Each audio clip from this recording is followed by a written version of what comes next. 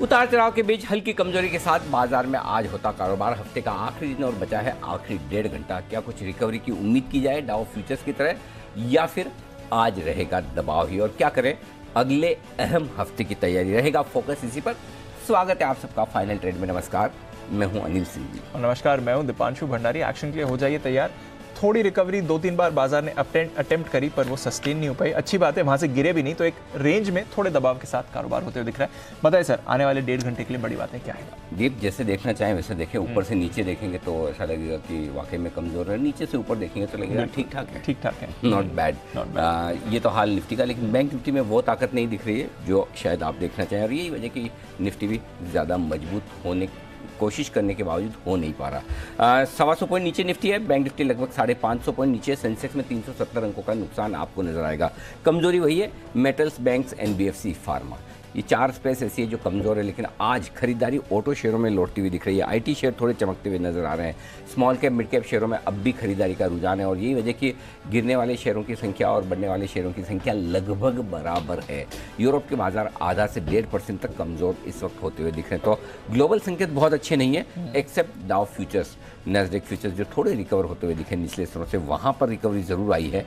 आप देख सकते हैं अब नैस्डैक फ्यूचर एकदम सपाट है, 2 पॉइंट नीचे, डाउ फ्यूचर्स 15 पॉइंट नीचे। तो फ्यूचर्स से संकेत ठीक है, लेकिन हमारा हफ्ते का आखिरी दिन का ट्रेडिंग सेशन सुबह से लेकर अब तक थोड़ा दबाव। जी बिल्कुल, दबाव वाला ट्रेडिंग सेशन है। ये कश्मकश बनी रहेगी सर क्लोजिंग तक, या थोड़ा एक अटेम्प्ट कर सकते हैं? क्योंकि बीच में एक अटेम्प्ट आया था, 17,300 के ऊपर भी आया था निफ्टी, थोड़ी अटेम्प्ट हो रही थी। बैंक निफ्टी भी लगभग इन तरह से 150 सुधरा था, पर होल्ड नहीं कर पाया। ऊपर कितना जा सकता है ये कहना मुश्किल है, लेकिन नीचे कितना जा सकता है ये दिख रहा है। डाउन साइड ज्यादा दिख रही है। नहीं, डाउन साइड विजिबल है। अच्छा, विजिबल दिख रही है कि आप 17,075, 17,175 की रेंज को स्ट्रॉन्ग सपोर्ट देख रहे हैं। तो नीचे की तो रेंज बहुत क्रिस्टल क्लियर नजर आ रही है कि ज्यादा नीचे की जगह नहीं है। ऊपर में चूंकि जगह दीप बहुत ऊपर निकल कर आती है, वो सीधा 17,350, 17,400 के आसपास आती है। आज 17,315 से दिया है आपने थोड़ा सा रिएक्शन। सो जो जिस पॉइंट से घूमना चाहिए निफ्टी नीचे से, उससे 25 पॉइंट पहले ही घूम गया। 17,175 से घूमना चाहिए, 17,200 से घूम गए।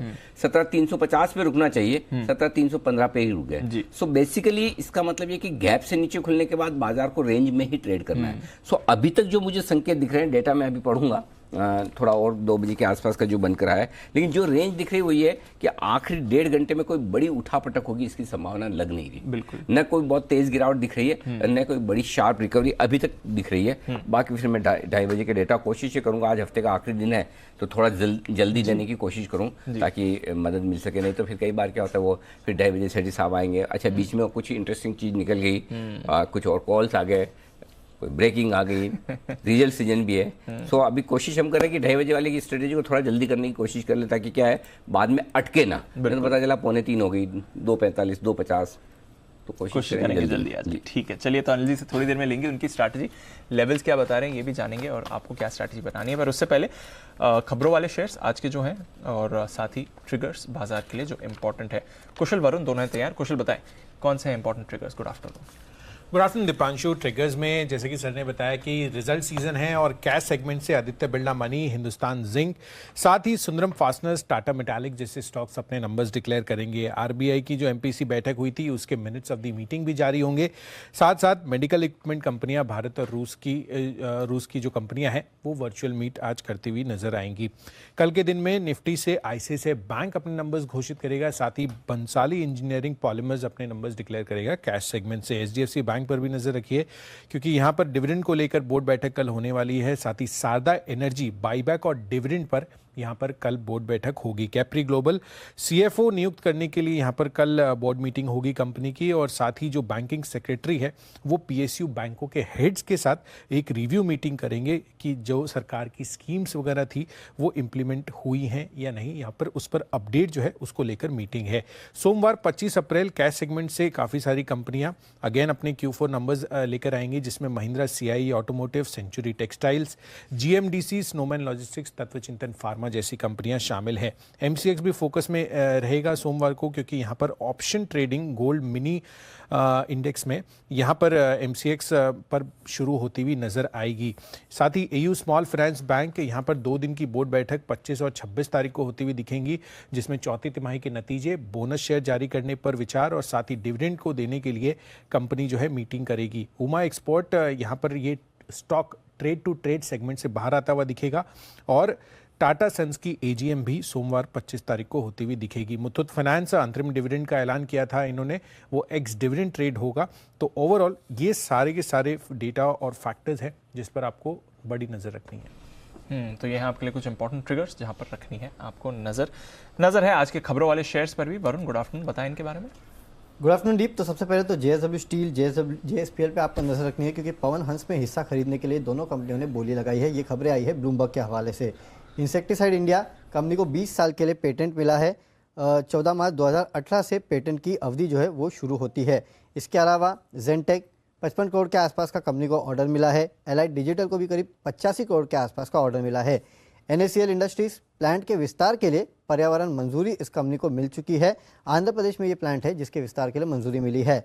IDBI बैंक कोजेंसीज के हवाले से खबर है कि जून तक हिस्सा बिक्री के लिए शुरुआती बोली संभव है। हिस्सा बिक्री के लिए कई और रोड शो जो है वो सरकार कर सकती है। Somani ceramics double fast firing line का विस्तार जो है ये कंपनी कर रही है। कसारा प्लांट पे बेसिकली एक्सपांशन जो है कंपनी कर रही है। टेक महिंद्रा यूके में 1000 नई नौकरियां जो है वो एक कंपनी जोड़ने वाली अपडेट इस कंपनी ने दिया है। वही ब्लॉक डील्स हुई है। SBI कार्ड में 18.1 लाख शेयर्स, NHPC में 12.6 लाख शेयर्स, मदरसन सुमी वायरिंग में 19.7 लाख शेयर्स, हिंडाल्को और माइंडस्पेस में प्री ओपन में करीब 17.7 लाख शेयर्स और माइंडस्पेस में 1.15 करोड़ शेयर्स के बड़े सौदे हुए हैं। जी सर। ओके, तो ये है ढेर सारी खबरें जिन पर रखना है आपको फोकस। एक बेहद इंटरेस्टिंग और एक्सक्लूसिव खबर भी आपके लिए आने की तैयारी में, थोड़ी देर में हम वो आपके सामने रखेंगे। ब्रजेश कुमार हमारे साथ जुड़ने वाले हमारे संवाददाता। तब तक आइए सभी मेहमानों को करते हैं स्वागत। कुणाल जी, राकेश जी, संदीप जी, दोनों संदीप जी हैं, वागले साहब वाले भी और जैन साहब वाले भी। संदीप जी, किरण जी, विश्वेश जी, आप सबका बहुत बहुत स्वागत है। धन्यवाद। सुबह सुबह से ये क्या है विश्वेश जी, आपका नाम लेते ही 50 मिनट निफ्टी नीचे आ गया है, ये क्या? अच्छा खासा 17,250 में चल रहा था, बात करते जैसे विश्वेश जी बोला 17,200। जिम्मेदारी लीजिए इसकी। अनिल जी, मेरे हिसाब से निफ्टी जो है वो रेंज में आ चुका है जी। और मुझे संभव ऐसा लगता है कि यहाँ से बहुत ज़्यादा मंदी नहीं होनी चाहिए। मतलब मेरा व्यू ये है कि अपसाइड में ही जाना चाहिए, लेकिन अभी आज थोड़ा सा वॉलेटाइल है इंटरेस्ट रेट और उन सब की वजह से सेलिंग है FI की, वो टू अ लार्ज एक्सटेंट हम एब्जॉर्ब कर रहे हैं। But at the same time अगर किसी ने ये मन बना ही लिया है कि मार्केट ऊपर आएगा तो मुझे बेच ही लेना है, तो जब तक वो लार्ज एक्सटेंट तक एब्जॉर्ब नहीं होता तब तक मार्केट मूव नहीं करेगा। और समटाइम मुझे लगता है अनिल जी बहुत ज़्यादा नीचे नहीं जाना चाहिए मार्केट, मुझे लगता है बनाना चाहिए। तो नीचे आता है तो I would look to buy on energy. तो रेंज बाउंड मार्केट रहेगा, नीचे आए खरीदना है, ऊपर जाए बेचना है। कितना आसान काम है, नहीं है ना? इससे सिंपल और कुछ हो नहीं सकता। जैन साहब, आप कर लेते हैं आसानी से ये वाला काम? बिल्कुल सर, वो bye low sell high opinion जो है बोलने में कितना बढ़िया लगता है। हाँ, बहुत डिफिकल्ट है। और मेरे हिसाब से तो देखिए, अब तो फंडामेंटल्स और कैश मार्केट और टेक्निकली एंटर करते हैं तो अच्छे स्टॉक में घुसी है, तो कई बार गलत भी पड़ जाओ तो कोई दिक्कत नहीं है, पड़े रहेगा पोर्टफोलियो में। और लिवरेजिंग वालों को तो फिर स्टॉप लॉस दिला रहे हैं, कह रहे कि हाँ मैं ऐसा आराम से कर सकता हूँ, मेरे बाएं हाथ का खेल है। बाएं हाथ ही लाया था मंसल जी, बाएं ही लाया था ना आपने। नहीं अनिल जी, मैंने ये बताना चाह रहा हूँ अनिल जी, देखिए सब यहाँ घुमा रहे हैं। आपका सवाल था विश्वेश जी से कि जिम्मेवारी लीजिए, आपका नाम लेते मार्केट गिर गया जी। और अनिल जी जिम्मेवारी तो ली नहीं, वो एक नई theory buy low sell high बता के चले गए। तो जिम्मेवारी तो पहले ले वो तो जैसे ही मैंने बोला जिम्मेवारी तय हो गई ना, फिर वो अगला एक्सेप्ट करे ना करे, हमने बोल दिया आपकी जिम्मेदारी तो हो गई, चिंता ना करें। चलिए, तो ये है मार्केट का हाल। आइए बढ़ते हैं आगे और एक बड़ी और एक्सक्लूसिव खबर की तरफ करते हैं रुख। और सेबी में बहुत सारा एक्शन होने जा रहा है। किस तरह का एक्शन हो रहा है, आगे क्या कुछ आपको देखने सुनने को मिल सकता है, इस पर हमारे साथ जुड़ रहे हैं हमारे वरिष्ठ सहयोगी ब्रजेश कुमार। ब्रजेश बताइए, क्या कुछ सेबी में बदलाव हो रहे हैं, क्या कुछ कामकाज करने के तरीकों में बदलाव हो रहा है, क्या नई पॉलिसीज आ रही है, क्या नया होने वाला है? बिल्कुल, जब से नई चेयरपर्सन आई हैं तो हर जो चेयरपर्सन आता है, मुखिया आता है, अपने हिसाब से चीज़ों को ढालता है, उसको कहाँ कमी दिखती है, उसको कहाँ ठीक करना है, क्या और ज़्यादा ठीक करना है। तो इस तरह की जो कोशिश है उसके तहत सबसे दो चीज़ों पर सबसे ज़्यादा जोर दिया जा रहा है। एक तो यह है कि जो पुराने बहुत लंबे समय से लटके हुए मामले हैं सेबी में, 10 साल पुराने, 15 साल पुराने, तो इस तरह के मामलों का जो बैकलॉग है वो किस तरह से ख़त्म किया जाए, इस पर काफ़ी ज़ोर है। और इसके लिए जो ये डिपार्टमेंट है, एनफोर्समेंट एंड एजुकेशन डिपार्टमेंट, यहाँ पर अधिकारियों की संख्या बढ़ाई जा रही है ताकि जो पुराने मामले हैं उनका तेज़ी से निपटारा किया जा सके। 15-15, 20-20 साल पुराने मामले अभी भी कई सारे ऐसे फंसे हुए हैं जो एक तरह से जिसको लेकर सेबी की खिंचाई भी होती है कई बार कि ये क्यों इतना बैकलॉग है। दूसरा जो अहम डिपार्टमेंट है, इन्वेस्टिगेशन डिपार्टमेंट, ये यानी जो गड़बड़ियाँ पकड़ने वाला डिपार्टमेंट है सेबी का, इसको मजबूत किया जा रहा है। यहाँ भी कई बड़े अधिकारियों की जो संख्या है वो बढ़ाई जा रही है ताकि गड़बड़ी करने वाले जो लोग हैं उनको जल्दी पकड़ा जा सके और उनको मैसेज दिया जा सके कि आप मार्केट रेगुलेटर के साथ कि इतनी सतर्कता रहते हुए आप गड़बड़ी नहीं कर पाएंगे और गड़बड़ी करने वालों को जल्दी काबू किया जाएगा। एक तो ये बात हुई। तीसरा एक अहम चीज़ ये है कि जो एनएससी का कोलोकेशन वाला जो मामला है इसमें, या डार्क फाइबर वाला जो मामला है, तो एनएससी से जुड़े इस तरह के जितने भी मामले हैं उनको किस तरह से जल्दी अंजाम तक पहुंचाया जाए, उसके लिए बाकायदा फोकस्ड टीम जो है वो एक तैयार की जा रही है ताकि इस मामले को जल्दी से जल्दी अंजाम तक पहुंचाया जा सके। और एक तरह से अगर देखें तो थोड़ी खिंचाई भी हुई थी सेबी की इस मामले को लेकर के, कितना पुराना मामला है और अभी तक ये चलता क्यों जा रहा है। तो एक ये बात हुई। म्यूचुअल फंड के रेगुलेशंस को लेकर के काफ़ी बड़े बदलाव, खासतौर पर जो इतने सारे नंबर ऑफ म्यूचुअल फंड्स खुले हुए हैं, क्या इनके बीच में मर्जर करके क्या इनको कंसोलिडेट किया जा सकता है। साथ ही क्या नए किस्म के स्पॉन्सर, खासतौर पर प्राइवेट इक्विटी फंड जो बहुत इंटरेस्टेड हैं कि वो म्यूचुअल फंड को स्पॉन्सर करना चाहते हैं, क्या उन्हें इजाज़त दी जा सकती है। इस पर एक वर्किंग ग्रुप जो है बनाया गया है जो इसके नियमों को ठीक करेगा। कमोडिटी से जुड़े भी अहम बदलाव होने जा रहे हैं, जिसमें कि कमोडिटी मार्केट रेगुलेशन डिपार्टमेंट जो है, जो कमोडिटी एक्सचेंजेस को कंट्रोल करता है, अब उसे मार्केट रेगुलेशन डिपार्टमेंट में लाया जा सकता है। यानी जो स्टॉक एक्सचेंजेस को रेगुलेट जिस तरह से किया जाता था उसी तरह का रेगुलेशन जो है कमोडिटी एक्सचेंजेस के लिए भी का डिपार्टमेंट दोनों का एक हो जाएगा। तो इसका फ़ायदा ये होगा कि जो सिनर्जी है वो एक बेहतर होगी। और सेबी का जब पहले से कॉन्सेप्ट है यूनिवर्सल एक्सचेंज का, तो अलग अलग डिपार्टमेंट रखने की ज़रूरत ऐसी नहीं समझी जा रही। सेबी चेयरमैन का कार्यकाल 3 साल का होता है, 5 साल, 3 साल का होता है और फिर एक्सटेंशन। तो ये मेरे को ऐसा लग रहा है आपने 3 साल का एजेंडा बताया।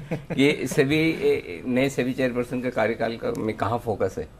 नहीं, ये लगभग सारे म्यूचुअल फंड से लेकर कमोडिटी से लेकर मार्केट रेगुलेशन, बिल्कुल। जहाँ दो चीज़ों को लेकर ज़्यादा दिक्कत हो रही थी। एक तो ये था कि जो पुराने मामले पड़े हैं, तो बहुत बार ये लोग कहते थे कि जैसे बीएससी लिक्विड ऑप्शंस का मामला है, बहुत साल से चला रहा है, हर रोज 10 ऑर्डर पास होते हैं। करेक्ट। तो उसको लेकर ये खिंचाई होती थी कि आखिर ये कब तक आखिर चलता रहेगा, क्योंकि बहुत सारा रिसोर्स जो सेबी का जो बाकी चीज़ों में जाना चाहिए था वो ऐसे मामलों में जा रहा था। करेक्ट। तो उसको कितनी जल्दी निपटाया जा सकता है, उससे ज़्यादा अधिकारी लगाए जा रहे हैं, ज़्यादा ऑफिसर्स लगाए जा रहे हैं ताकि इसको जल्दी से ख़त्म किया जा सके।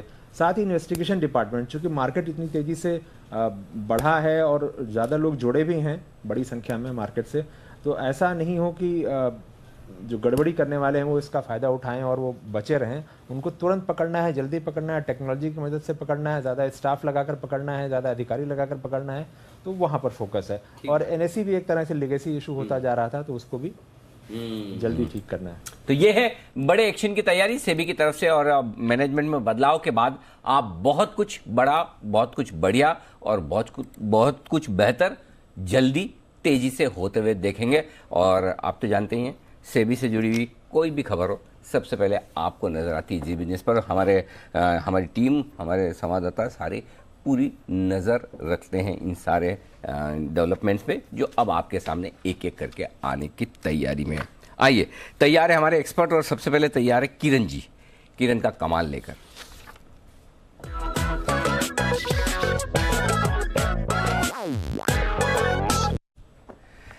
किरण जी, कल आपने क्लोजिंग वाले शो में मेरे ख्याल से हिंडाल को शॉर्ट करने की राय दी थी।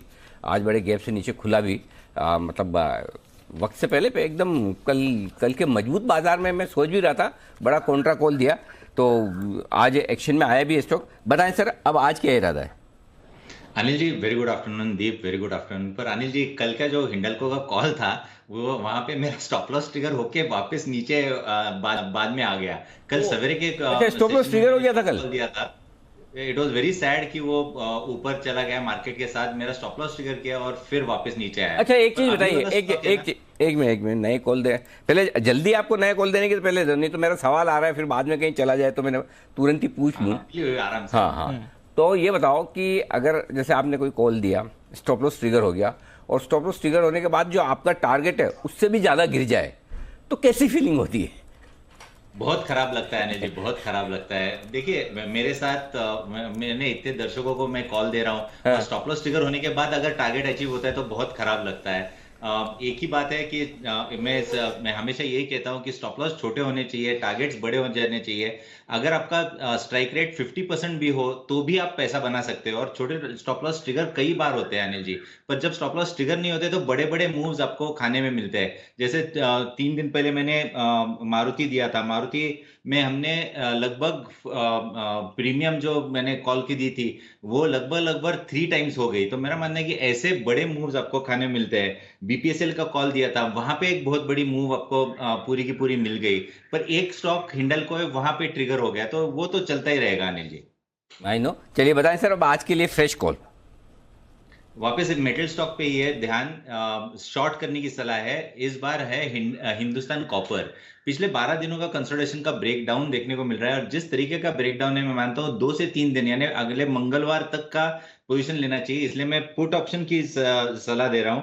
120 का पुट ऑप्शन जो कि अभी 5 रुपए के आसपास ट्रेड कर रहा है, वो बाय करने की सलाह है। आपका स्टॉप लॉस रहेगा 4 रुपया, यानी 1 रुपए का रिस्क है। और टारगेट्स के लिए मैं मानता हूं 8 से 9 रुपए का टारगेट्स आपको हिंदुस्तान कॉपर में मंगलवार तक देखने को मिल जाने चाहिए।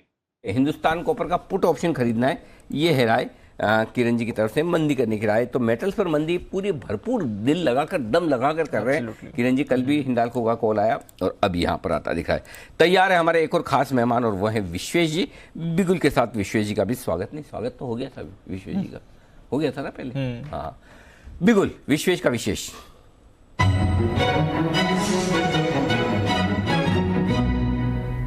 विश्वेश जी बोलते भी नहीं है कि हाँ मेरा स्वागत पहले ही हो चुका है, चुपचाप सुन रहे, बोले 2 बार हो जाए तो क्या फर्क पड़ता है, स्वागत ही तो हो रहा है। जी विश्वेश जी बताएं सर। देखिए अनिल जी, मार्केट नीचे आया है, बट अभी मैं किरण जी को भी सुन रहा था, और मेरी ओर से जो बाय है वो है मारुति। अभी मार्केट के साथ ऊपर से 60-70 रुपीज़ करेक्ट हुआ है, ऑलमोस्ट 7900 तक लेवल तक आ गया था, बट ये बहुत क्रिटिकल लेवल के ऊपर है। तो मुझे लगता है अगर मार्केट पुल बैक लेता है तो स्टॉक में अपसाइड आनी चाहिए। तो करंट लेवल पर रिस्क रिवॉर्ड जो है वो अच्छा लग रहा है। मुझे लग रहा है यहाँ पे स्टॉप लॉस रखना है 7880 का, उसके सामने टारगेट है वो 8100 और 8400 के है। ये एक 7900 के ऊपर काफ़ी टाइम से नहीं जा रहा था, और आज जिस हिसाब से वॉल्यूम से ब्रेकआउट आया है और वीकली कैंडल जो बना है, मुझे लगता है स्टॉक शायद 84-8500 की ओर जा रहा है। तो थोड़ी वॉलेटिलिटी में नीचे मिले तो मुझे लगता है और ऐड करना चाहिए। मुझे लगता है 84-8500 हम नेक्स्ट वीक में एक्सपेक्ट कर सकते हैं। ओके, क्या बात है, बड़े वो 8400 8500 की रेंज में जाने की तैयारी मारुति की। और जहाँ तक मुझे याद है 29 तारीख को आएंगे नतीजे मारुति के, शुक्रवार को, अगले शुक्रवार को सेम इसी समय मार्केट आवर्स के आसपास। विश्वेश जी अगले शुक्रवार को भी है ना आप शो में? अनिल जी अगर सब ठीक रहा तो डेफिनेटली रहूंगा। सब ठीक ही रहेगा, हो सकता है ठीक ना रहे, इससे बेहतर हो, उसकी संभावना पूरी है। तो बिल्कुल निश्चिंत रहे, आप होंगे, हम होंगे, सब होंगे और इससे बेहतर होंगे। तो 8 और क्या पता 8400 8500 भी हो मारुति, वो भी हो सकता है। तो अच्छा सोचो विश्वेश जी। देखो आपके पैनल में लेफ्ट साइड में इधर बैठे हैं जैन साहब, राइट साइड में बैठे किरण जी, ऊपर 2 कुणाल जी, राकेश जी दिख रहे हैं विंडो में। अच्छा सोचो, सब बढ़िया होगा, तो चलिए मारुति पर खरीदारी करने की राय 8400 8500 के टारगेट के लिए विश्वेश जी की तरफ से आती हुई दिख रही है। आज ऑटो स्टॉक्स में एक्शन भरपूर है, मारुति उसको लीड करने की कोशिश भी करता हुआ दिख रहा है, इसमें कोई डाउट नहीं है। लेकिन ये मामला ठीक नहीं है, वो बैंक निफ्टी से है। 35,925 और 36,125 की जो फाइनल सपोर्ट रेंज है, जहां पर आपने इस सोमवार और मंगलवार को लोज बनाए थे, लगभग उस रेंज में प्रवेश कर चुका है मारुति। तो वहां पर टिक पाता है या वहां से भी कमज़ोर होता है, ये देखना इंटरेस्टिंग होगा। आइए, जी बिजनेस की तरफ से आपके लिए एक बेहतरीन और एक्सक्लूसिव रिसर्च भी आने की तैयारी में, वो भी हम आपके सामने रखेंगे।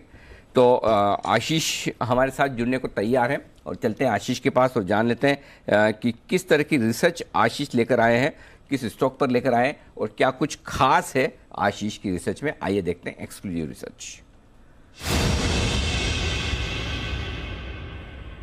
बताएं आशीष। सर, टाटा मोटर्स जो है फोकस में रहेगा, क्योंकि चाइना में अगर आप देखें तो लगातार बैटरी केमिकल्स की कीमतों में जो है अच्छी गिरावट देखने को मिल रही है। इनफैक्ट अगर आप देखें अक्रॉस जितने भी लिथियम आयन प्रोडक्ट्स जो हैं, इनकी कीमतों में एक अच्छा गिरावट का माहौल जो है वो देखने को मिला। और इससे पहले अगर आप देखें तो कीमतें लगातार जो है बढ़ती जा रही थी।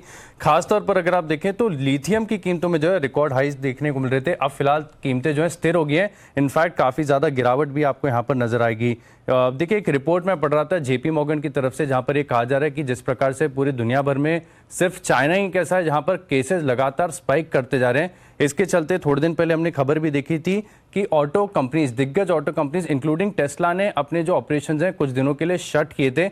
इसके चलते ईवी वॉल्यूम्स में गिरावट थोड़ी सी नजर आ रही है और इन्होंने फोरकास्ट किया कि अप्रैल महीने में 93,000 यूनिट की जो है प्रोडक्शन यूनिट की कमी यहाँ पर इलेक्ट्रिक व्हीकल्स में देखने को मिलेगी। इससे क्या हुआ कि जो इलेक्ट्रिक व्हीकल्स में इस्तेमाल होने वाली लिथियम आयन बैटरीज के जो मटेरियल्स हैं, इनकी कीमतें इससे पहले बहुत स्काई रॉकेट हो गई थी, लेकिन अब क्योंकि प्रोडक्शन कट हुआ, लगातार वहां पर जो केसेस हैं वो बढ़ते जा रहे हैं।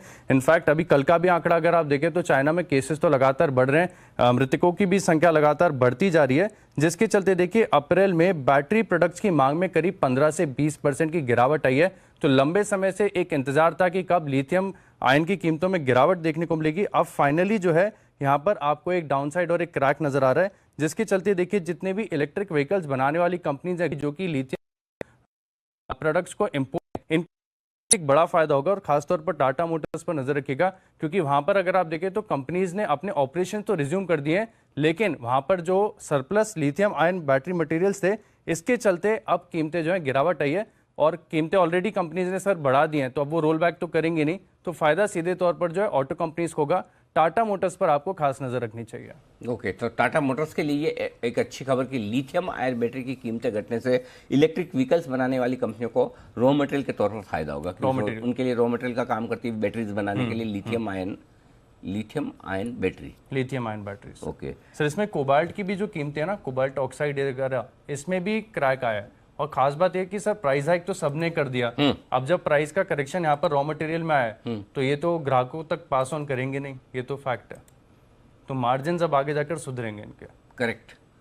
तो ये है आपके लिए टाटा मोटर्स में अच्छी खबर। जैन साहब, टाटा मोटर्स पर राय दीजिए।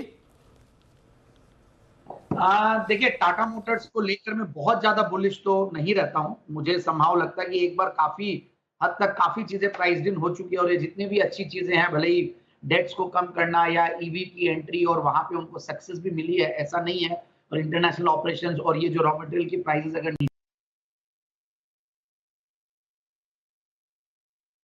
these लेवल्स, मुझे ज्यादा अट्रैक्टिव लगता है। मारुति है, टीवीएस मोटर्स है और इवन अशोक लेलैंड, मुझे इन तीनों पे मैं ज्यादा नजरें बनाया हुआ हूं अगर आप ऑटोमोबाइल की बात करें, और बाकी ऑटो इंसिलरीज तो हमेशा से अच्छे लगते ही हैं। सो ओवरऑल इन लेवल्स पे यही कहूंगा कि होल्ड करें, और बाकी ऐसा भी कुछ नहीं है कि खराब है, मेरे हिसाब से अच्छा खासा सपोर्ट पे आ गया है आफ्टर करेक्शन।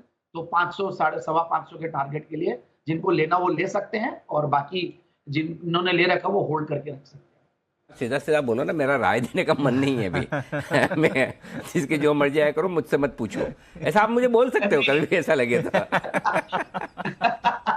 नहीं, ऐसा नहीं है। टाटा मोटर्स में मैं कंफ्यूज हुआ, मतलब एक तरफ लगता है कि अच्छा है, दूसरी तरफ लगता है कि नहीं, एक बार काफी चल चुका है, थोड़ा रुके, और मुझे मारुति संभाव ज्यादा अट्रैक्ट करता है। मैं आपके हाव भाव से आपकी भावनाओं को समझ गया था, इसलिए मैंने कहा कोई बात नहीं।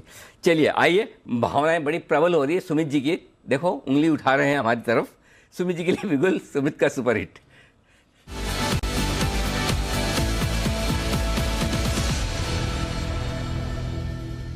जी सुमित जी बताएं सर।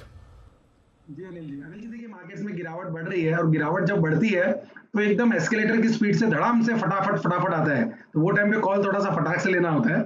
तो अभी जो स्टॉक मेरे रडार पे आया है वो बैंकिंग स्टॉक है, और बैंकिंग स्टॉक पे सुबह से ही दबाव देखने को मिल रहा है और बैंक निफ्टी में भी दबाव देखने को मिल रहा है। तो जो स्टॉक मेरे रडार पे आया है उसका भाव चल रहा है 112 रुपए, पीएसयू बैंकिंग स्टॉक्स, और बैंक का नाम है bank of Baroda. Bank of Baroda में छोटा सा प्रॉफिट बुकिंग यहाँ से देखने को मिल सकता है। 1 से 2 दिनों के लिए यहाँ पे बिकवाली करें, बैंक ऑफ बड़ौदा में छोटा सा स्टॉप लॉस लगाएं 114 रुपए का, और मेरे को लगता है कि नीचे के अंदर बैंक ऑफ बड़ौदा के अंदर 109 रुपए से लेके 107 रुपए तक के लेवल 1 से 2 दिनों के अंदर देखने को मिल सकते हैं। तो बैंक ऑफ बड़ौदा में बिकवाली करें 114 के स्टॉप लॉस से 109 रुपए से लेके 107 रुपए तक के टारगेट 1 से 2 दिनों के अंदर बैंक ऑफ बड़ौदा में देखने को मिलना चाहिए। ओके, बैंक ऑफ बड़ौदा में बिकवाली की राय। जब भी अगर आपको ऐसा लगे कि मतलब बहुत तेजी से गिर रहा है, एस्केलेटर की स्पीड से जा रहा है, जैसे अभी सुमित जी बता, कहाँ है सुमित जी, जरा सुमित जी को दिखाओ। हाँ, तो जैसे आप ऐसे उंगली करते हो, कभी आपको ऐसा लगे जैसे उंगली उठाते हैं, कभी बहुत जोर से लगे कि भाई नहीं अभी तुरंत का तुरंत, तो हाथ भी उठा सकते हैं। ठीक है सुमित जी? नहीं अनिल जी, कोई दिक्कत नहीं है, मैं वेट कर लूंगा। अरे क्या गजब कर रहे हो, हम तो मजाक में कह रहे हैं, आप हाथ उठाओगे? अनिल जी मैं वेट कर लूंगा, मैं बोल रहा हूं। हाँ ये ठीक है। जी बंसल जी। अरे अनिल जी, मैं तो बोलने लगा था कि अनिल जी मैं हाथ उठा रहा हूँ, आप देख नहीं रहे हो, आपने तो फंसा दिया, मतलब कि बोलने लायक नहीं छोड़ा। देखो अभी मैं स्पीचलेस ना हो। बंसल जी, आपकी नियति में ही लिखा है, ये किस्मत में कि फंसना, तो मैंने अभी कुछ नहीं बोला, आप खुद ही फंस गए। मैं तो खाली सुमित जी को बोल रहा था, आपने खुद ही बोला मैं हाथ उठा रहा था।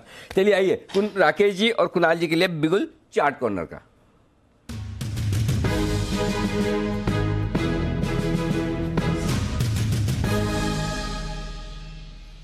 बनाए सर। ये अनिल जी जो स्टॉक पिक है, चार्ट कॉर्नर पिक है, ये अनिल जी आपकी मुस्कुराहट को, आपकी कोलगेट वाली स्माइल को अनिल जी डेडिकेटेड है, और स्टॉक है कोलगेट। गिरते बाजार में बड़ी इंटेंसिटी का एक बड़ा ब्रेकआउट, बड़ा रिवर्सल कोलगेट के अंदर देखने को मिल रहा है, और जिस तरीके का ब्रेकआउट है अनिल जी, अभी मैं चेक कर रहा था 28 तारीख को नतीजे हैं, हो सकता है कुछ बड़ा कुछ अनाउंसमेंट है, कुछ पॉजिटिव है। गिरते बाजार में पॉजिटिव ब्रेकआउट है, मिस नहीं करना चाहिए। ओवर टू कुणाल जी। अनिल जी देखिए, नीचे के लेवल्स पर राउंडिंग बॉटम पैटर्न बना, फिर एक फ्लैग पैटर्न बना, ब्रेकआउट आता हुआ दिख रहा है और बाजार कमजोर हो रहा है। एफएमसीजी डिफेंसिव्स में तेजी है, तो कोलगेट पर हमारी खरीदारी की राय है। यहां पर जो स्टॉप लॉस है वो 1590 1590 का स्टॉप लॉस रख करके बाय करें। पहला टारगेट होगा 1645 1645, इवेंचुअल टारगेट 1675 का है। कोलगेट पर खरीदारी की राय। ओके, तो 1645 1675 के टारगेट्स के लिए कोलगेट पर करें खरीदारी। ये स्टॉक अच्छे एक्शन में आ रहा है, बहुत कम स्टॉक्स हैं जो एक्शन में आ रहे हैं, बट डेफिनेटली सुबह से हम देख रहे हैं कोलगेट में एक अच्छी तेजी बनी हुई है, और अभी भी मोमेंटम ये काउंटर दिखा रहा है। कुछ और काउंटर जहां पर एक अच्छी मूव आई थी थोड़ी देर पहले, यूनाइटेड ब्रूरीज में कुछ समय पहले एक 5% का आपने स्पाइक आते हुए देखा था, फिर थोड़ा कूल ऑफ भी हो गया, बट अभी भी गेन्स होल्ड कर रहा है। किरण जी जरा देखें यूबीएल यूनाइटेड ब्रूरीज। ये यूबीएल काफी स्ट्रॉन्ग चार्ट पैटर्न देखने को मिल रहा है, लगातार हम हायर टॉप हायर बॉटम करते नजर आ रहे हैं, और नेक्स्ट जो रेजिस्टेंस है वो लगभग पिछला स्विंग टॉप है जो कि 1600 के आसपास आ रहा है, वो टेस्ट हो जाना चाहिए, और उसके ऊपर अगर निकलता है तो 1650 1675 ये टारगेट्स रहेंगे। जिन अभी फ्रेश पोजीशन लेने की सलाह नहीं है क्योंकि हमने वर्टिकल रैली देखी है, पर जिनके पास ये पोजीशंस है उन्होंने 1515 का स्टॉप लॉस लगाना चाहिए। तो ये है आपके लिए राय यूनाइटेड ब्रूरीज यानी कि यूबीएल पर। और सेठी साहब हमारे साथ तैयार है। आप सोचोगे इतना जल्दी कैसे 3 मिनट पहले, तो आज हमने जैसे बोला भाई कि आज 2:30 बजे की स्टडी 2:30 बजे शुरू कर रहे हैं, तो सेठी साहब को लगा कि अनिल जी तो स्ट्रेटजी में 10-15 मिनट लगा देंगे, भरोसा नहीं इनका, पहले कर टाइम से जुड़ जाओ। तो सेठी साहब हमारे साथ समय से पहले तैयार हैं, बिफोर टाइम। आइए बिगुल।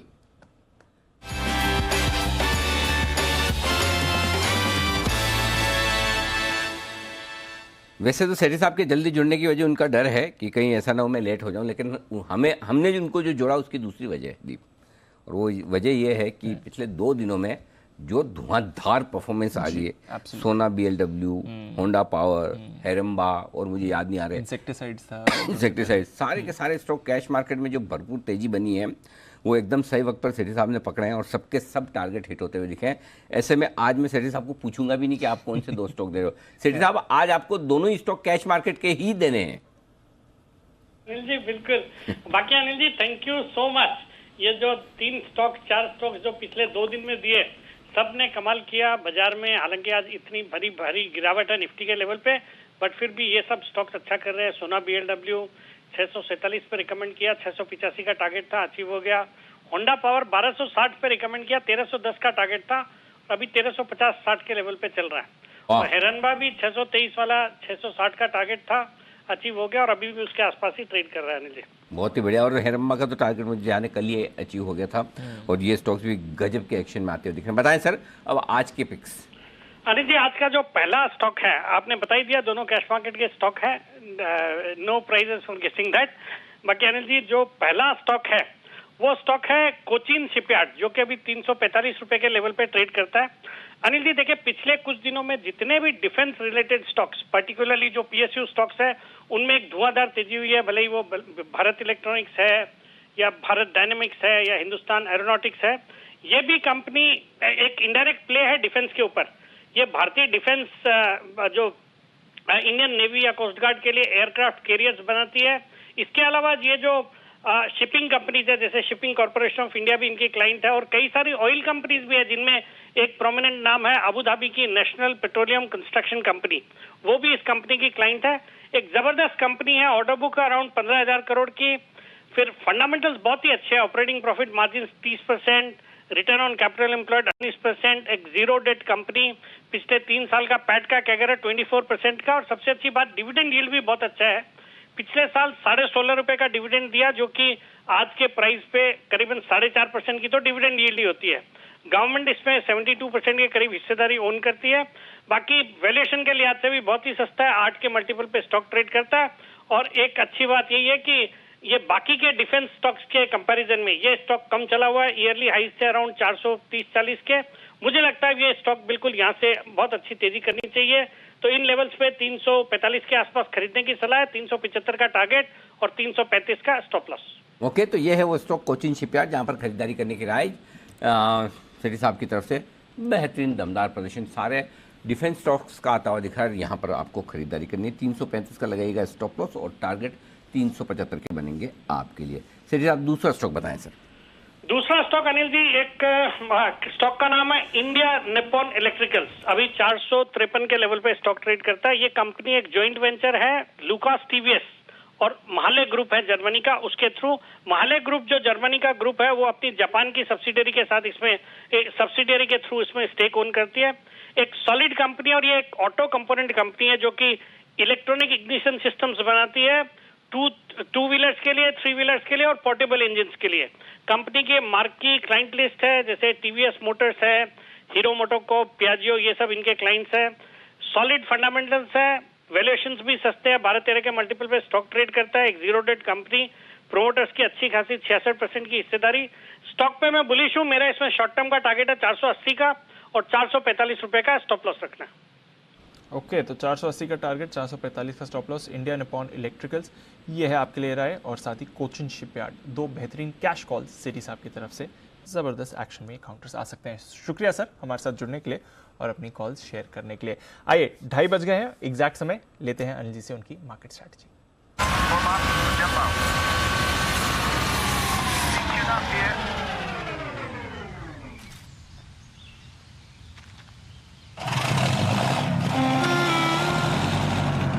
आने वाली खुशी के लिए एक ख्याल ही काफी है। इबिक्स कैश हर खुशी के लिए काफी है।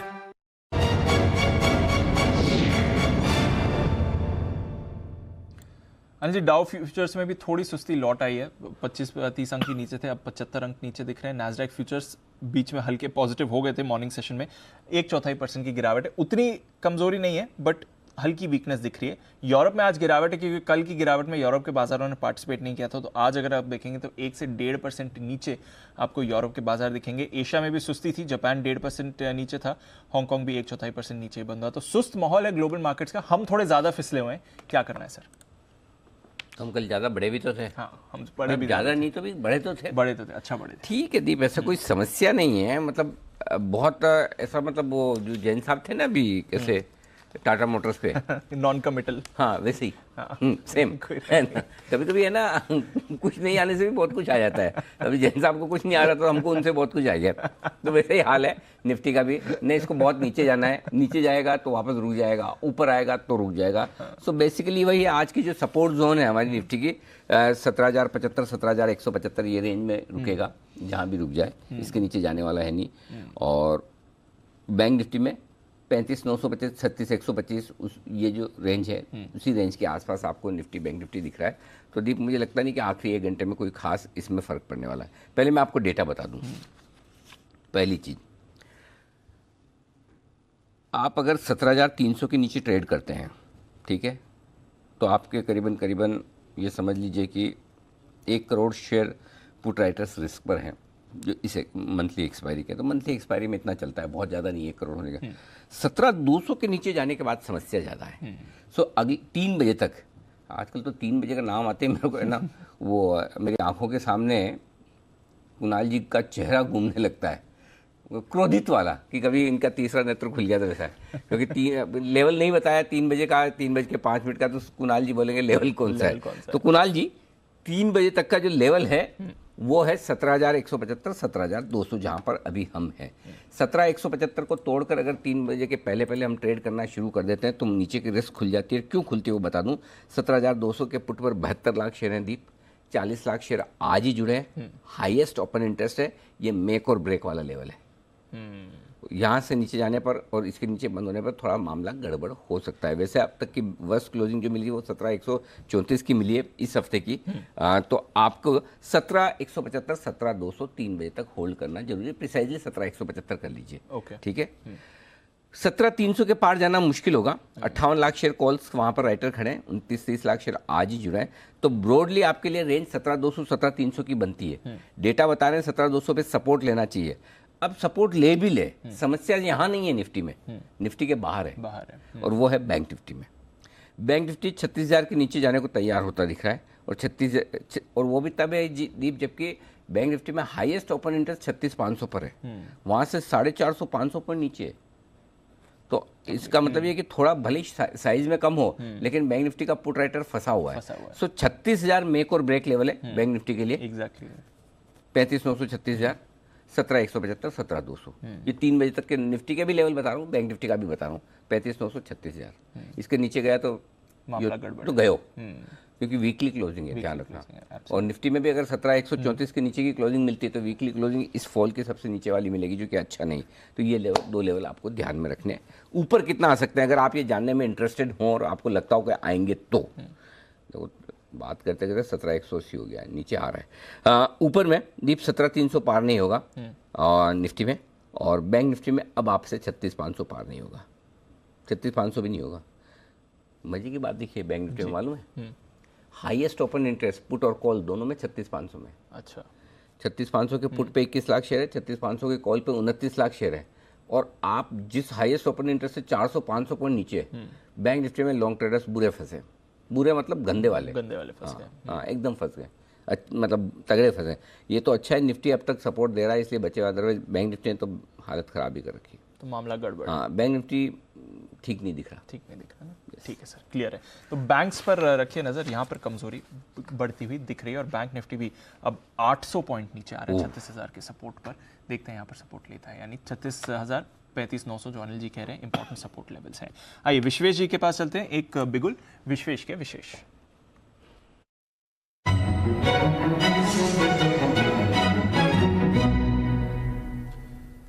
बताएं विश्वेश जी। एक दीपांशु जी, एक बैंक्स में मैं अनिल जी के साथ सहमति रख रहा हूँ। बैंक निफ्टी कल के लो के ब्रेक कर रहा है। इनफैक्ट जो एक कि बैंक निफ्टी में वीकनेस कह जा सकती है, बैंक्स जो है उसमें कहीं ना कहीं थोड़ी सी ज्यादा वीकनेस लग रही है। तो मुझे यहाँ शॉर्ट करना है एयू स्मॉल बैंक को, एयू बैंक जो अभी 1378 के आसपास चल रहा है, मुझे लगता है एयू बैंक में यहाँ से एक fresh round of selling resume होगा जो शायद स्टॉक को 1300 की ओर ले जाएगा। रिस्क रिवॉर्ड बहुत ही फेवरेबल है, 137578 के आसपास चल रहा है। और यहाँ पे जिस हिसाब से ओवरऑल बैंकिंग में अनवाइंडिंग है, मुझे लगता है 36,000 फुट रेटर भी शायद ट्रैप हो सकता है। तो एयू बैंक को शॉर्ट करना है, 1410 मतलब 1410 का स्टॉप लॉस रखना है। 1330-1300 इनिशियल टारगेट्स होंगे। मुझे लगता है अगर बैंक निफ्टी 36,000 तोड़ता है तो बैंकिंग में फ्रेश राउंड ऑफ सेलिंग आएगा, तो यहाँ पे एयू बैंक को शॉर्ट करने के बाद स्मॉल फाइनेंस बैंक को शॉर्ट करके चलें, ये है आपके लिए सेल कॉल आ रही है। बैंक्स कमजोर दिख रहे हैं। आइए देखते हैं सुमित जी को क्या करना है बाजार में। बिगुल सुमित के सुपर हिट।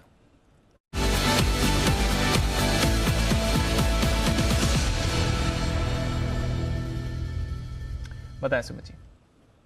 जो सेल कॉल ही है 554-555 का अभी भाव है। स्टॉक का नाम है एचडीएफसी लाइफ। एचडीएफसी लाइफ में पिछले कुछ दिनों से कंसोलिडेशन देखने को मिला है और अब उसके बाद गिरावट देखने को मिल रही है। कल का लो ब्रेक हो चुका है। एचडीएफसी लाइफ में यहाँ से बिकवाली देखने को मिल सकती है, जिसके अंदर 540 रुपए से लेके 535 रुपए तक के टारगेट जल्दी शॉर्ट टर्म में ट्रेडिंग के लिहाज से देखने को मिल सकते हैं। 568, 570 ये ऊपर में रेजिस्टेंस है, तो 568 के ऊपर का स्टॉप लॉस लगा के एचडीएफसी लाइफ में यहाँ पे सीएमबी में बिकवाली करें। 540, 535 ये दो लेवल जल्दी शॉर्ट टर्म में 1 से 2 दिनों के अंदर एचडीएफसी लाइफ में देखने को मिलने चाहिए, तो बिकवाली करें एचडीएफसी लाइफ में। बिकवाली करके चले एचडीएफसी लाइफ में, ये है आपके लिए राय इस समय। और गिरावट भी आती हुई दिख रही है, 535 तक ये काउंटर आपको गिरते हुए दिख सकता है।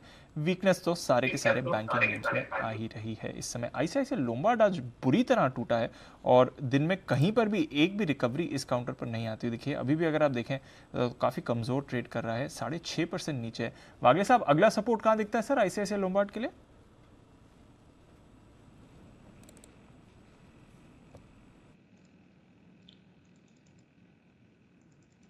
दीपांशु, करंटली 1318 का भाव है और जो वॉल्यूम से टूटा है इसको 1330 का एक इम्पोर्टेंट लेवल है, ये तोड़ना नहीं चाहिए था। तो इसका अगला सपोर्ट बहुत नीचे 1270 का है जो मुझे लगता है आना चाहिए, तो यहाँ पर बेचा जा सकता है। थोड़ा सा बाउंस बैक होगा 1322-25 वहाँ पर ऐड किया जा सकता है 1335 के स्टॉप लॉस से। मेरा 1270 से 1250 तक का टारगेट होगा 1 से 2 दिनों में। ओके, आईसीआईसीआई लोम्बार्ड ये है वो स्टॉक जो लगभग 90 रुपये नीचे 6% की कमजोरी के साथ ट्रेड करता हुआ दिखेगा आपको इस वक्त। आइए बढ़ते हैं आगे और वक्त है किरण जी के लिए एक बिगुल का किरण का कमाल।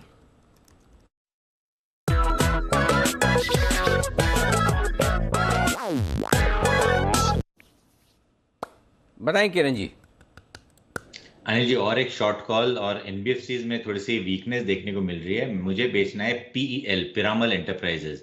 मुझे लगता है कि इधर से इसमें लगभग 70 रुपए का पहला टारगेट रहेगा, यानी 2100 का मेरा पहला 80 रुपए का 2100 का मेरा पहला टारगेट रहेगा और उधर रिव्यू लेना चाहिए। पर इवेंचुअली मुझे लगता है 2040 के लेवल्स टेस्ट होते नजर आ जाने चाहिए, यानी 100 रुपए का फॉल करंट लेवल से। और इधर से मेरा स्टॉप लॉस रहेगा 2210 का, तो 2210 के स्टॉप लॉस के साथ शॉर्ट पोजीशंस बनाने चाहिए। 2100 का पहला टारगेट, दूसरा 2040। ओके, तो पिरामल एंटरप्राइजेज ये है वो स्टॉक्स जहां पर शॉर्ट करने की राय किरण जी की तरफ से आती हुई दिख रही है। एनबीएफसी एक एक करके अब शॉर्ट में आ रहे हैं। एनबीएफसी, बीएफएसआई वाली सारी कंपनियां, एचडीएफसी लाइफ आ गया, एयू स्मॉल आ गया, बैंक ऑफ बड़ौदा आ गया, मेटल बैंक्स, एनबीएफसी, ये कमज़ोर कड़ी है आज के सेशन की जहां पर दबाव बनता हुआ दिख रहा है। ऐसे वक्त पे थोड़ा सा, ज़्यादा तो नहीं कहूँगा, पुरानी जो इज्जत बनी थी हफ्ते 2 हफ्ते पहले वैसा तो नहीं है इस हफ्ते, तो उतनी उस पुरानी इज्जत के हिसाब से काम नहीं किया, लेकिन वे हरे निशान में आने की कोशिश कर रहा है आईटीसी। पूरे 30 पैसे मजबूत है इस वक्त हरे निशान में। 30 पैसे बढ़िया माना जाएगा इस बाजार में, तो मान लें। हाँ, आईटीसी वो भी। अब आईटीसी के जो चाहने वाले हैं उनके लिए एक बड़ी समस्या है जी। मार्केट खराब होता है तो आईटीसी ऊपर होता है, मार्केट अच्छा होता है आईटीसी चलता नहीं। तो अब क्या चाहें, आईटीसी का ऊपर जाना या मार्केट का नीचे जाना? यार ट्वीट करके मुझे बताइए जिन लोगों के पास आईटीसी वो क्या चाहते हैं, आईटीसी ऊपर जाए या मार्केट? कि दोनों साथ में तो नहीं होगा। दोनों साथ में तो हो नहीं रहा भाई, मतलब कम से कम हमसे तो ना हो पा रहा है, है ना? आप ही तो जैन साहब बताएं, आप किस पक्ष में है, क्या ऊपर जाना चाहिए, आईटीसी या मार्केट? मैं तो डर ही गया था अनिल जी, जब ये सवाल आप बोल रहे थे ना, तभी मैं समझ गया टॉस तो मेरे ऊपर होने वाला, मुझे डर लग गया। मैं तो कहूंगा कि मार्केट भी ऊपर जाए। मैं तो और खाली देखता हूँ सबसे ज्यादा डरा हुआ कौन है। जैसे टीचर स्कूल में टीचर देखते थे ना कि एक क्वेश्चन है किसको नहीं आएगा, वो टीटी की तरह हो गया, रेलवे की टीटी की तरह। हाँ, अच्छा, आप पकड़ाए हो कई बार बिना टिकट? पकड़े तो नहीं है, बट समझ आ जाता। अरे ऐसा थोड़ी है जैन साहब, आप तो मुंबई में पढ़ाई किए हो, कॉलेज वॉलेज यही किया था ना आपने? बिल्कुल बिल्कुल 100% पकड़ाए होंगे आप। टेक्निक मुझे भी पूरी आती थी जी बताएं आईटीसी के बारे में। नहीं, आईटीसी देखिए मुझे तो बहुत बढ़िया लग रहा है, और कमाल का कॉल था, किरण सब नहीं दिया हुआ है, बट इस बार जो 215 पे मार्च की 4 तारीख या 5 तारीख को किरण जी ने इसी शो में, दोपहर वाले शो में जब ये कॉल दिया तो मैंने उनको कॉम्प्लीमेंट भी किया इनफेक्ट। और अभी जब पूना गया था तब भी मैं मिलके सबसे पहले बोला आपका आईटीसी वाज सुपर्ब। एंड उसके बाद से नॉन स्टॉप ये 260-65 के लेवल्स आने के बाद अब जो करेक्ट हुआ है, मुझे लगता है कि ये बहुत अच्छा लेवल है। वापस से जिन्होंने मिस किया बस वो घुस जाए, और नहीं भी अगर घुस पाते हैं तो अगर आपको बेचना है तो पुट बेच सकते हैं, जो कि हमारी स्ट्रेटेजी रही है आईटीसी में काफी सालों से, इनफैक्ट 2-2.5 साल से यही काम कर रहे हैं, क्लाइंटों को भी बता रहे हैं और बहुत अच्छा प्रीमियम मिल रहा है। नहीं भी चले तो कोई दिक्कत नहीं है, 250 का पुट आप 5 रुपए के लगभग है, मई का महीना आप वो बेच के देखिए, बहुत बढ़िया रहेगा। उसके नीचे आया तो anyways you are a buyer, तो इस तरीके से आप 245 में बायर हो गए, नहीं तो ये 5 रुपए मिलते जाएगा आपको। इस तरीके का एक स्ट्रेटेजी बना के हम लोग हमारे क्लाइंट्स को काम करवाए, और मुझे लगता है कि ITC is a very good buy. ये भी ऊपर जाए और भगवान करे इसके साथ, क्योंकि इसका अच्छा वेटेज है निफ्टी में, तो निफ्टी को भी ऊपर ले जाए। बात तो सही लेकिन काफ़ी लोग ऐसे हैं जो कह रहे हैं कि आईटीसी जाए नहीं जाए कोई दिक्कत नहीं, आईटीसी डिविडेंड ही इतना दे देता है कि ऊपर ना भी जाए तो चलेगा। लेकिन कुछ कुछ ऐसे बेवफा इन्वेस्टर भी हैं आईटीसी के, जैसे अतुल गुप्ता साहब लिखते हैं, हम आईटीसी को कुर्बानी देने को तैयार हैं लेकिन मार्केट ऊपर जाना चाहिए। इनके पोर्टफोलियो में बहुत सारे स्टॉक हो गए ना, खाली अकेला आईटीसी जी होगा। तो चलिए बढ़िया है, सबसे बढ़िया तो यही कि आईटीसी और मार्केट दोनों ऊपर जाए, लेकिन काश ऐसा होता, ऐसा हो न सका। आइए मुलाकात करते हैं 2:45 बजे भसीन साहब से।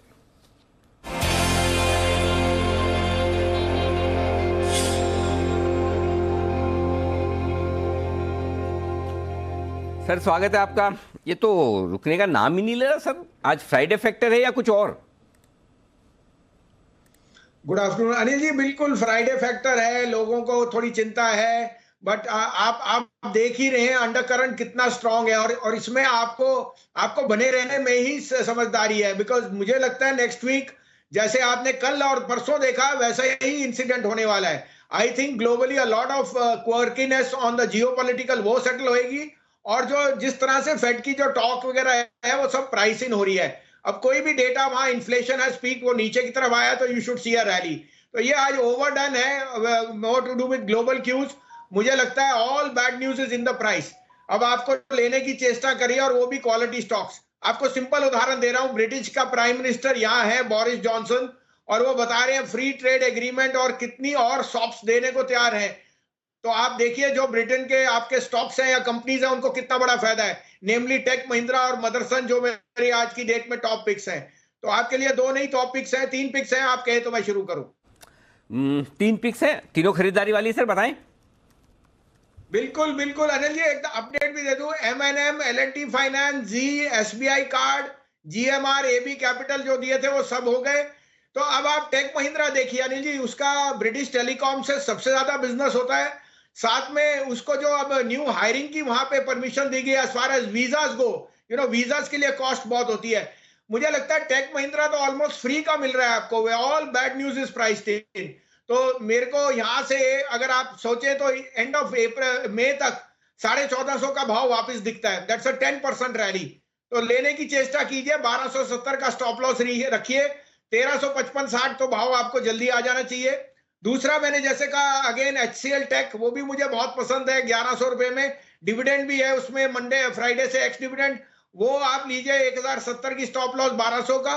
और तीसरा होएगा जो ऑटोज में रंगत है, Motherson Sumi, again more Europe centric, और मदरसन सुमी ने ऑर्डर बुक इतनी स्ट्रांग है कि एग्जीक्यूशन जैसे जैसे बढ़ेगा Motherson will do extremely well. 138 में लीजिए, stop loss of 134, target of 150। Okay, तो ये है आपके लिए खरीदारी करने की राय। आईटी स्टॉक्स पर बुलिश हैं।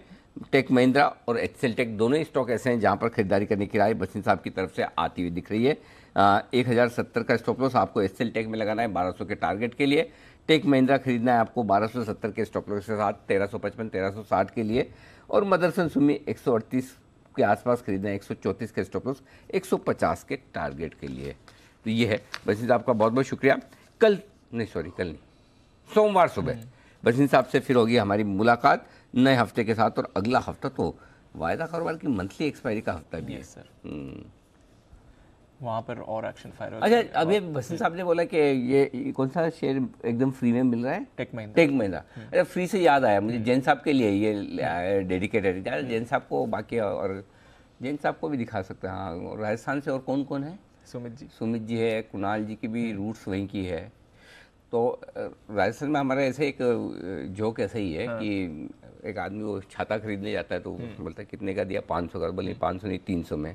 तो बार्गेनिंग होती है ना, अच्छा नहीं 200 दे दीजिए, नहीं 200 नहीं 100 नहीं 50, ऐसा करते करते तो इतना नीचे आ जाता है। तो वो दुकान वालों तू ऐसे मुफ्त में ले जा। बोला अच्छा मुफ्त में तो 2 लूंगा। जैन साहब जैसा कस्टमर पहुंच जाए तो मुफ्त में भी 2 मांग ले। जैन साहब सही है ना ऐसा? अनिल जी नेगोशिएट तो करता हूँ, इतना भी नहीं करता।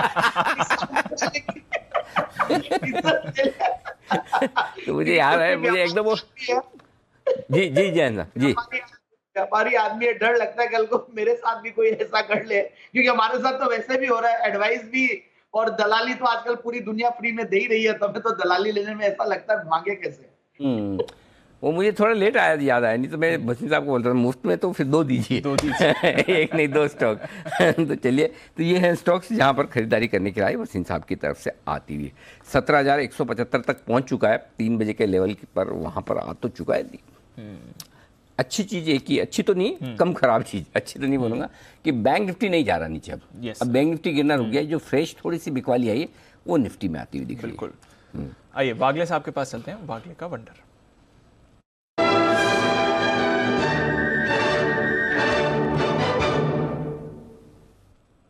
बताएं सर।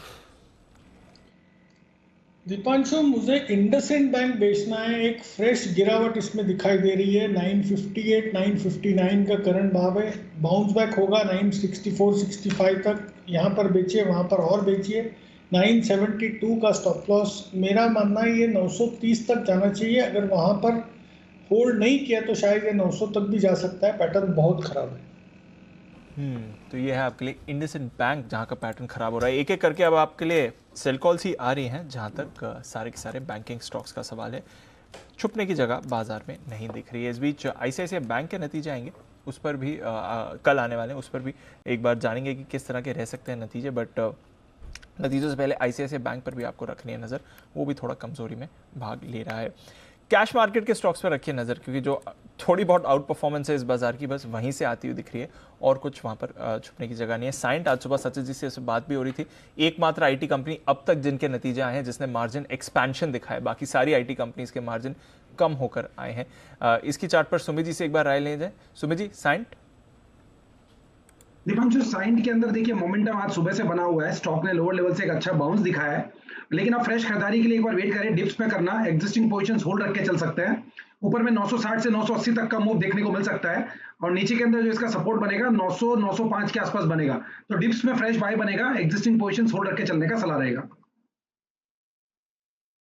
साइंट जिस पर आपको रखनी है नज़र, अच्छा मूव इस काउंटर पर आज आपने करते हुए देखा है।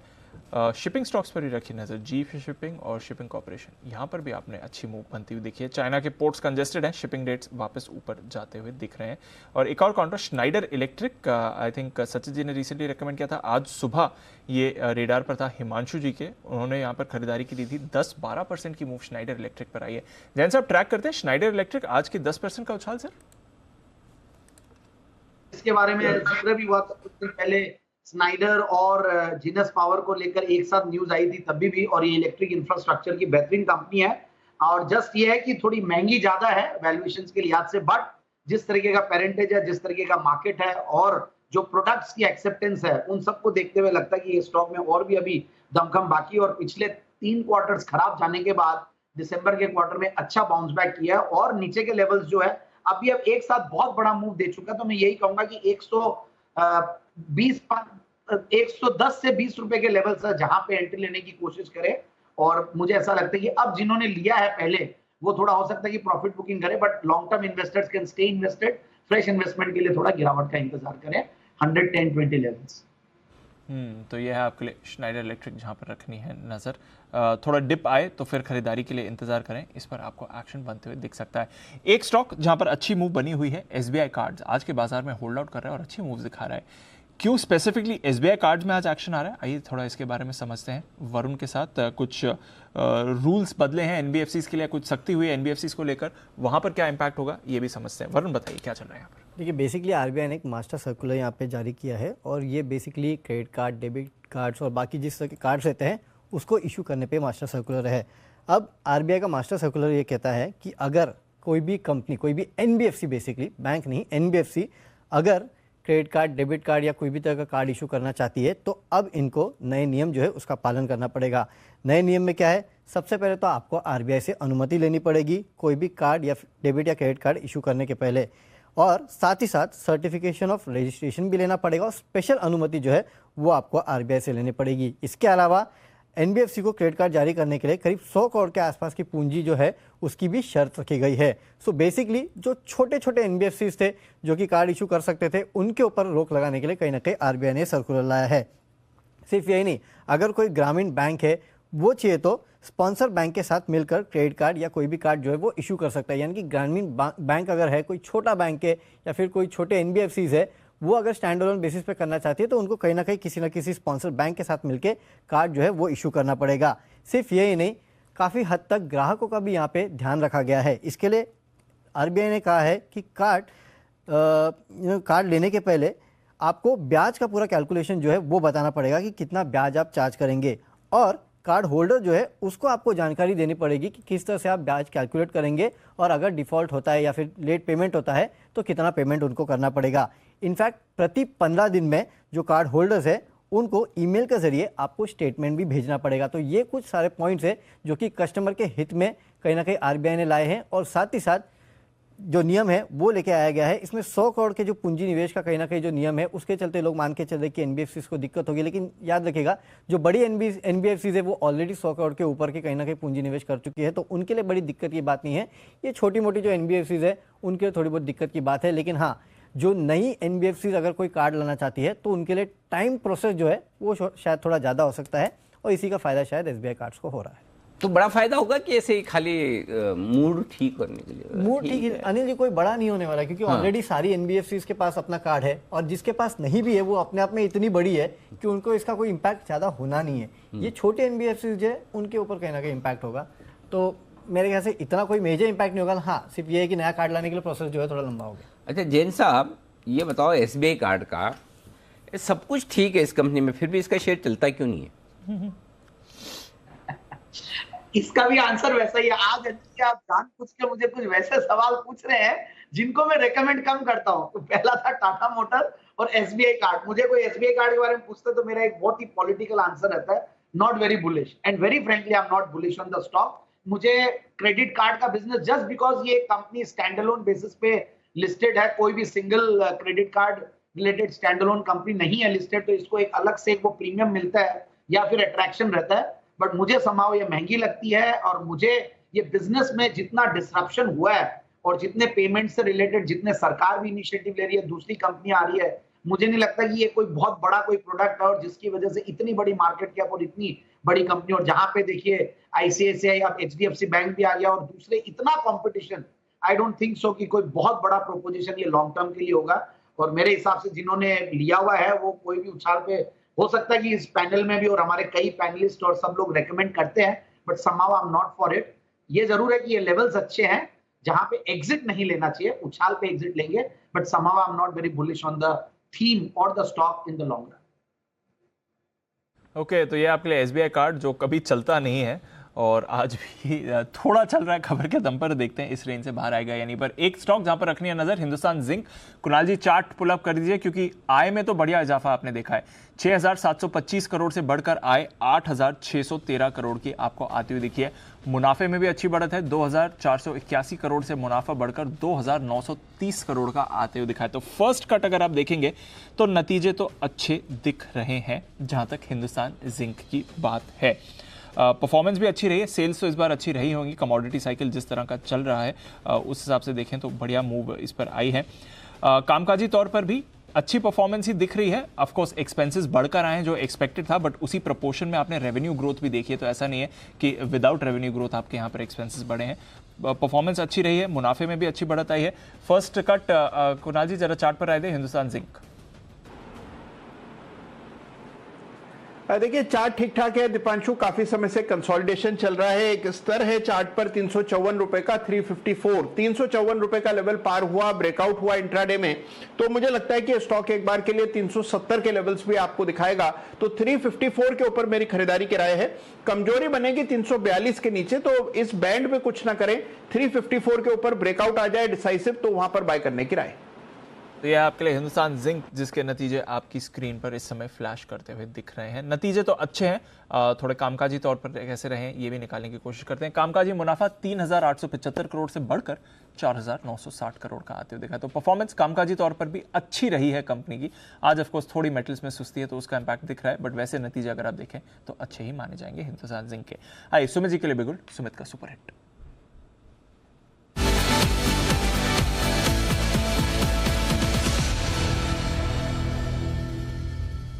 बताएं सर। दिवांशु एक और एक सेल कॉल रडार पे आया है। स्टॉक का भाव चल रहा है 287 288। स्टॉक का नाम है डेल्टा कॉप। डेल्टा कॉप के अंदर पिछले 7 से 9 दिनों के अंदर हर रोज बिकवाली देखने को मिल रहा है और आज भी ऊपरी लेवल से दबाव देखने को मिला और कल का लो ब्रेक हो चुका है।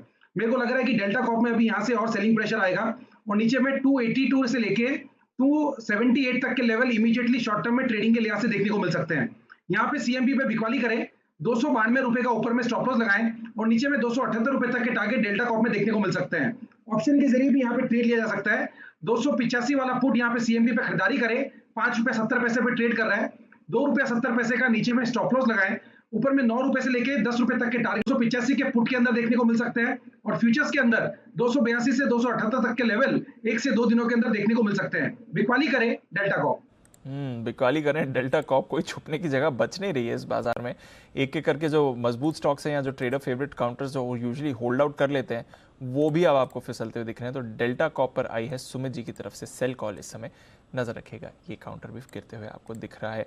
कुछ स्टॉक्स और जहां पर तेज गिरावट आई है, पॉलीकैब, आज इसका पूरा मोमेंटम बदल गया। किरण जी जरा पॉलीकैब देखें, सुबह ठीक ठाक ट्रेड कर रहा था, अब देखिए 6% नीचे आ गया सर। अच्छा मोमेंटम देखने को मिल रहा था दीप, और आज उसने कल का हाई भी तोड़ा था, 2800 का कॉल ऑप्शन का बैरियर भी तोड़ा था। ऐसा लग नहीं रहा था जिस तरीके से हमें सेल ऑफ देखने को मिल रहा है, पर काफी बुरी तरह से पिट रहा है। तो मेरा मानना है कि लॉन्ग पोजीशंस अगर किसी के है तो नहीं रखने चाहिए। नेक्स्ट सपोर्ट जो है वो लगभग 2550 के आसपास है, वो टेस्ट होते नजर आ जाने चाहिए। पर मुझे लगता है कि ऊपर में अच्छी खासी लॉन्ग पोजीशन अनवाइंड होते नजर आ गई है। लॉन्ग पोजीशन अनवाइंड होती हुई दिख रही है पॉलीकैब में, और आज काफ़ी तेज़ी से ये फिसलते हुए आपको काउंटर दिखाया। एक्सपायरी का हफ्ता शुरू हो गया है और उसका एक्शन अब आप कुछ काउंटर्स पर आते हुए दिख रहे हैं। इस बीच चुनिंदा कंजम्पशन काउंटर्स में हल्की खरीदारी आ रही है। डाबर नीचे से सुधरते हुए दिख रहा है, मैरिको नीचे से सुधरते हुए दिख रहा है, पॉजिटिव टेरिटरी में आ गया है। ट्रेंट में आप सुधार देख रहे हैं, एचयूएल नीचे से थोड़ा सुधरा है, पिडलाइट में भी हल्की हल्की खरीदारी आ रही है। तो चुनिंदा कंजम्पशन स्टॉक्स में एक मूव आते हुए दिख रहा है। इनफैक्ट मैरिको, बंसल जी जरा इसका चार्ट देखें, वीक बाजार में अब ऊपर आने की कोशिश कर रहा है।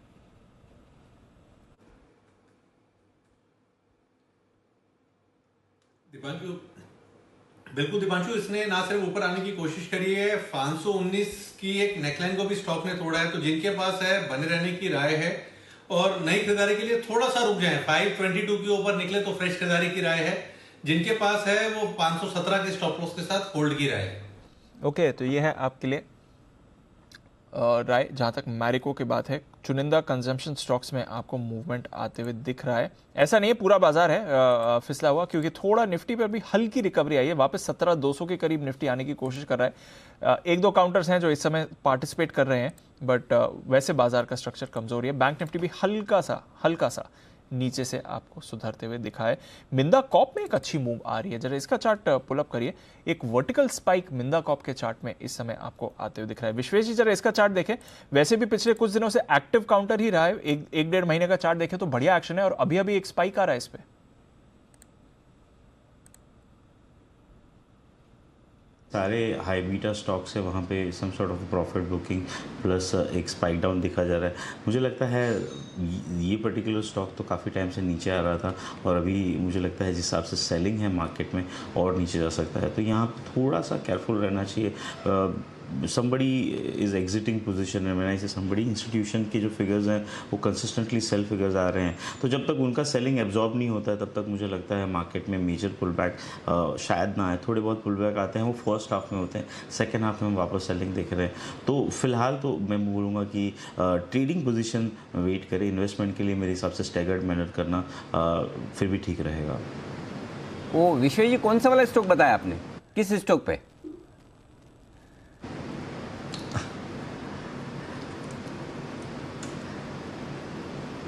विश्वेश जी, कौन सा वाले स्टॉक पे राय दी? डेल्टा कॉपर जी। ये जो आदमी के दिमाग में चलता रहता है ना, वही मुंह पे आता है। हर वक्त गोवा, हर वक्त डेल्टा कॉप। अरे भाई साहब, कॉप खाली डेल्टा के आगे ही नहीं लगता है, मिंडा के आगे भी लगता है। वापस देखो चार्ट, निकालो मिंडा कॉप के। सवाल मिंडा कॉप पे पूछा, पहुंच गए डेल्टा कॉप में। ये तो अगर एंकर अलर्ट ना रहे तो कुछ भी गड़बड़ हो जाए। आशु जी सुन रहे होंगे, देख रहे होंगे, एक तरफ उन्हें दुख होगा, बहुत डबल दुख होगा उनको। एक तो डेल्टा कॉप का जो गिरा हुआ है, दूसरा ये कि अगर एंकर इतने अलर्ट रहना जरूरी है तो कैसे बनेंगे, विशेष जी। अब मिंडा कॉप के चार्ट देखिए। अनिल जी, मिंडा कॉप तो चार्ट डेफिनेटली अच्छा है। ये वीक का जो ओवरऑल 2 करोड़ शेयर का डिलीवरी है, मुझे लगता है 220 के ऊपर जैसे गया है। ये रिलेटिवली स्ट्रॉन्गर चार्ट है Anil ji. I was thinking Delta Corp, मुझे लगता है स्टॉक इमीडिएटली शायद 300 अप्रोच कर सकता है, रिलेटिवली आउट परफॉर्म कर रहा है मार्केट को। तो जब तक मुझे लगता है 250 के ऊपर अनिल जी, मुझे लगता है कि स्टॉक ओवरऑल बायस अपसाइड ही रहना चाहिए। ओके, तो ये है आपके लिए मिंडा कॉप पर राय इस वक्त आती हुई। मिंडा डेल्टा कॉप और दूसरा कौन सा, पॉलीकैब। दोनों स्टॉक आज सुबह एकदम जबरदस्त मजबूत थे, और दोपहर में बिल्कुल चाल बदल गए, एकदम यू टर्न ले लिया, कंप्लीट यू टर्न होता है ऐसा। ओहो, एक और स्टॉक ने यू टर्न लिया अभी अभी, दीप, जिसका सुबह हम जिक्र कर रहे थे कि आईटी शेयरों को हेज करने के लिए सबसे बढ़िया वो है इन्फो एज। जरा इसका दिन का चार्ट दिखाइए। अभी अभी पिछले कुछ मिनटों में बड़ी मजबूत उछाल आती देखिए इन्फो एज में। देखिए आपने, हो एकदम से थोड़ा ऊपर आके हरे निशान में आता हुआ दिखा, जबकि ऐसा नहीं कि बाजार में कुछ एक्शन हो। पिछले 5 मिनटों में बढ़िया तेजी बनती दिख रही है। वागले साहब, चार्ट देखने का कष्ट करें please.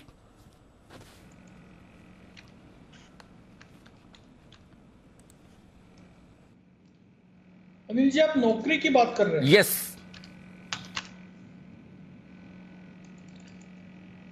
Anil ji, short term तो चार्ट्स बेरिश ही है, मतलब मुझे नहीं लगता ये बहुत जल्दी 5000 ब्रेक करेगा, लेकिन ऑन द डाउन साइड 4300 400 भी ब्रेक नहीं करेगा, तो रेंज बाउंड तो हल्का सा नेगेटिव कहूँगा। लेकिन लॉन्ग टर्म चार्ट्स अभी भी बुलिश है, मुझे लगता है ऑन अ करेक्शन लेना चाहिए। 4300 400 जो भी करेक्शन आता है और होल्ड करेंगे तो ये बाउंस बैक देगा 6000 6500, ये 6 से 8 महीने का व्यू है। मेरा मानना ये 6500 7000 तक भी जा सकता है। तो ये है आपके लिए इन्फो एज पर आए। स्टॉक मजबूती के साथ ऊपर आता हुआ दिख रहा है, अच्छी तेजी बनती हुई इस स्टॉक में भी आपको नजर आएगी। लेकिन मिड कैप आईटी शेयर में कुछ शेयर फिर से कमज़ोर होते हुए दिख रहे हैं। एक और स्टॉक जो कमजोरी में मेरी लिस्ट में आ रहा है वो है इंटेलेक्ट डिज़ाइन एरिना। हाल ही की नई लिस्टिंग, एफएनओ में नया स्टॉक जो घुसा है। सुमित जी, चार्ट्स आपको देखने इंटेलेक्ट डिज़ाइन एरिना। इंटेलेक्ट के अंदर स्टॉक के अंदर गिरावट है, पिछले 7 से 10 दिनों के अंदर ऊपरी लेवल से दबाव देखने को मिल रहा है, और स्टॉक में अभी भी ऐसा लग रहा है कि और थोड़ा दबाव देखने को मिल सकता है।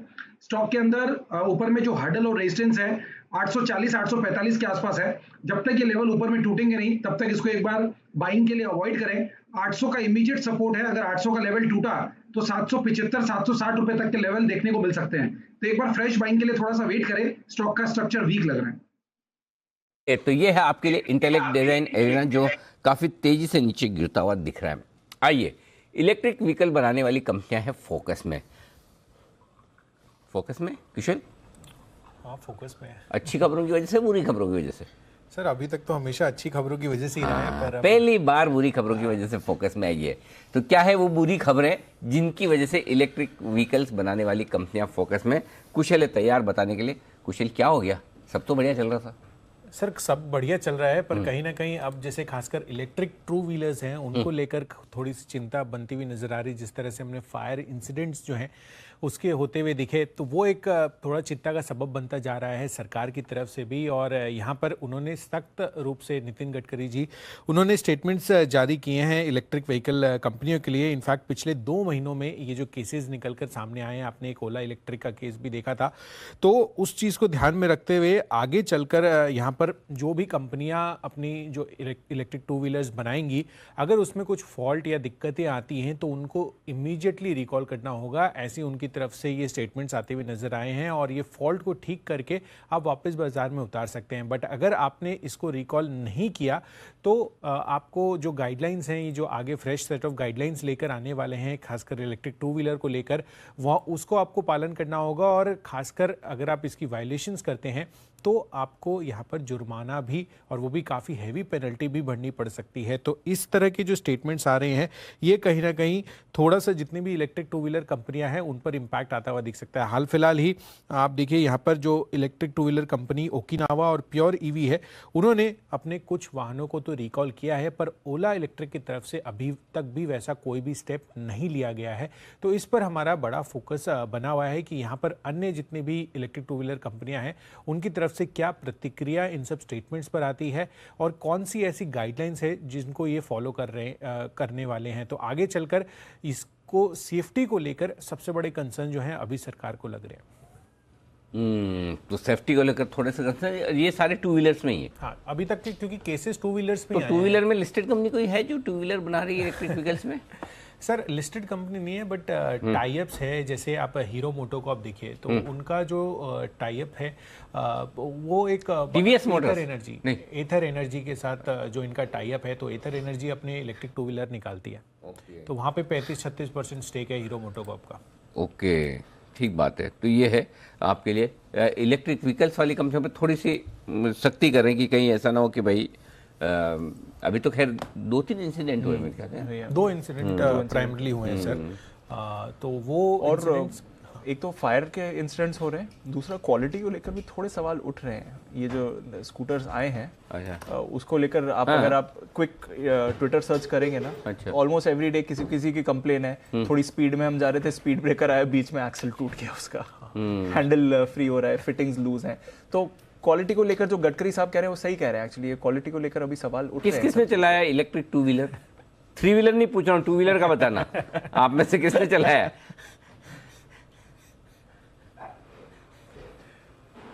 जैन सर? किसी ने भी नहीं? बंसल साहब बात करें। मैंने 4 व्हीलर जरूर। 4 व्हीलर तो मैंने पूछा ही नहीं, अभी तो मैं 2 व्हीलर उसके बाद 3 व्हीलर पूछूंगा। जैसा 3 व्हीलर के बाद पूछूंगा 4 व्हीलर। मैं तो बारी बारी से आ रहा हूँ एकदम। हाँ, अच्छा बंसल जी क्या एक्सपीरियंस है आपको, बताओ जरा। नहीं अनिल जी, देखिए मैंने तो वो मेट्रो वाला 2 व्हीलर चलाया था 2020 में और उसकी तस्वीरें भी डाली थी। तो वो तो अनिल जी बहुत हल्के वाला है, वो वाला चलाया है। ये जो जिसमें भी आग वाग लग रही है ना, ये वाले नहीं चलाए अनिल जी, ओला वाले।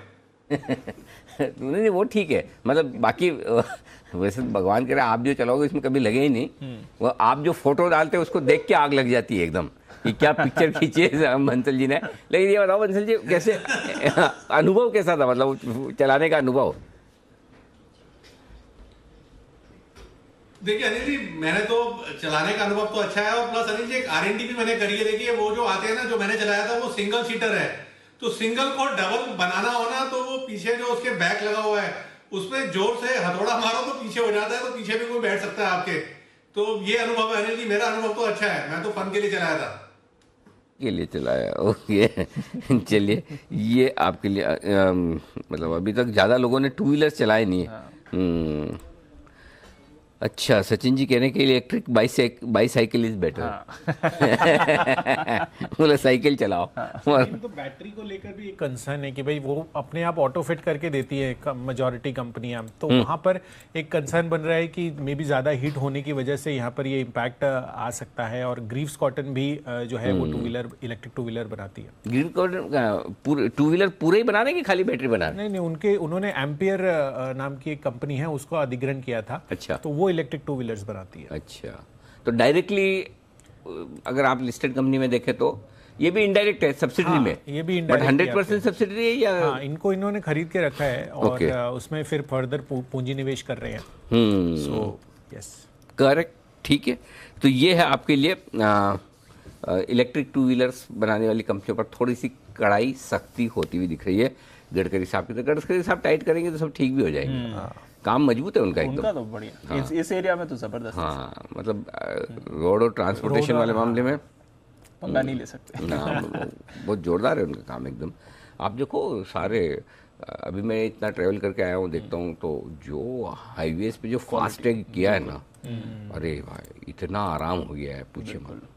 वाकई में लाइफ बड़ी आराम वाली हो गई। नहीं तो ऐसे लंबी लंबी लाइन लगती थी, तो आराम से आप निकल रहे हैं, पैसे तो उतने ही लगने एग्जैक्टली। और उन्होंने कुछ कुछ जगह अच्छा भी किया, जो जिन लोगों ने फास्टैग नहीं लगाया उनसे डबल पैसे लगते हैं। हाँ, वो हम तभी सुधरते हैं, ऐसे सुधरते भी नहीं। बिना फाइन के तो हमने कोई आज तक सुधार भी नहीं पाया है। ओके, कैश का ऑप्शन देने के लिए तैयार हैं जय ठक्कर।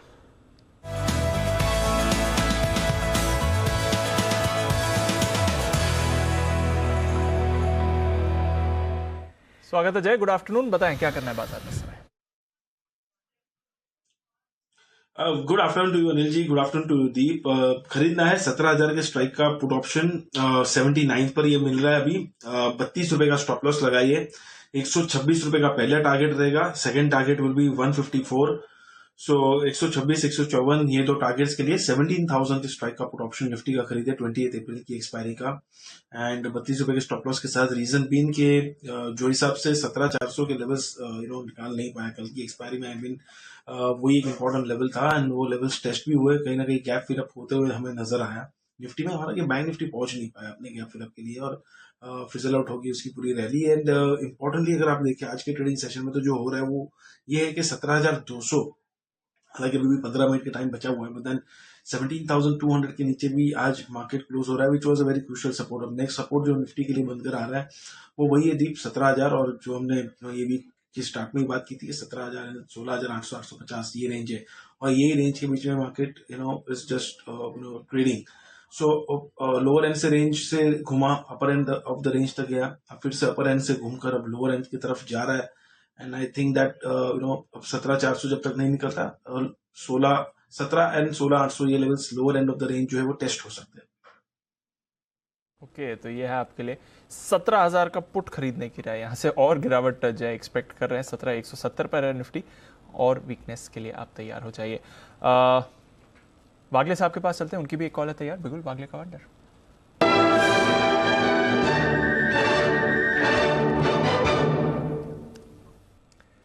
बताएं sir. Deepanshu, SBI break down देने के लिए तैयार है, 500 के नीचे जाता है तो इसमें एक 20 रुपए की डाउन साइड खुलती है, तो इसको मैं प्रीएम्प्ट कर रहा हूँ कि 500 रुपये 50 पैसा है, यहाँ पर बेच देना चाहिए 504, 505 के स्टॉप लॉस से। और 500 के नीचे जाता है तो और फोर्स से जाना चाहिए, इसका stock of the next week हो सकता है, और बैंक निफ्टी पे भी व्यू बेरिश है, तो 480 तक की डाउन साइड खुलती है, stop loss 505।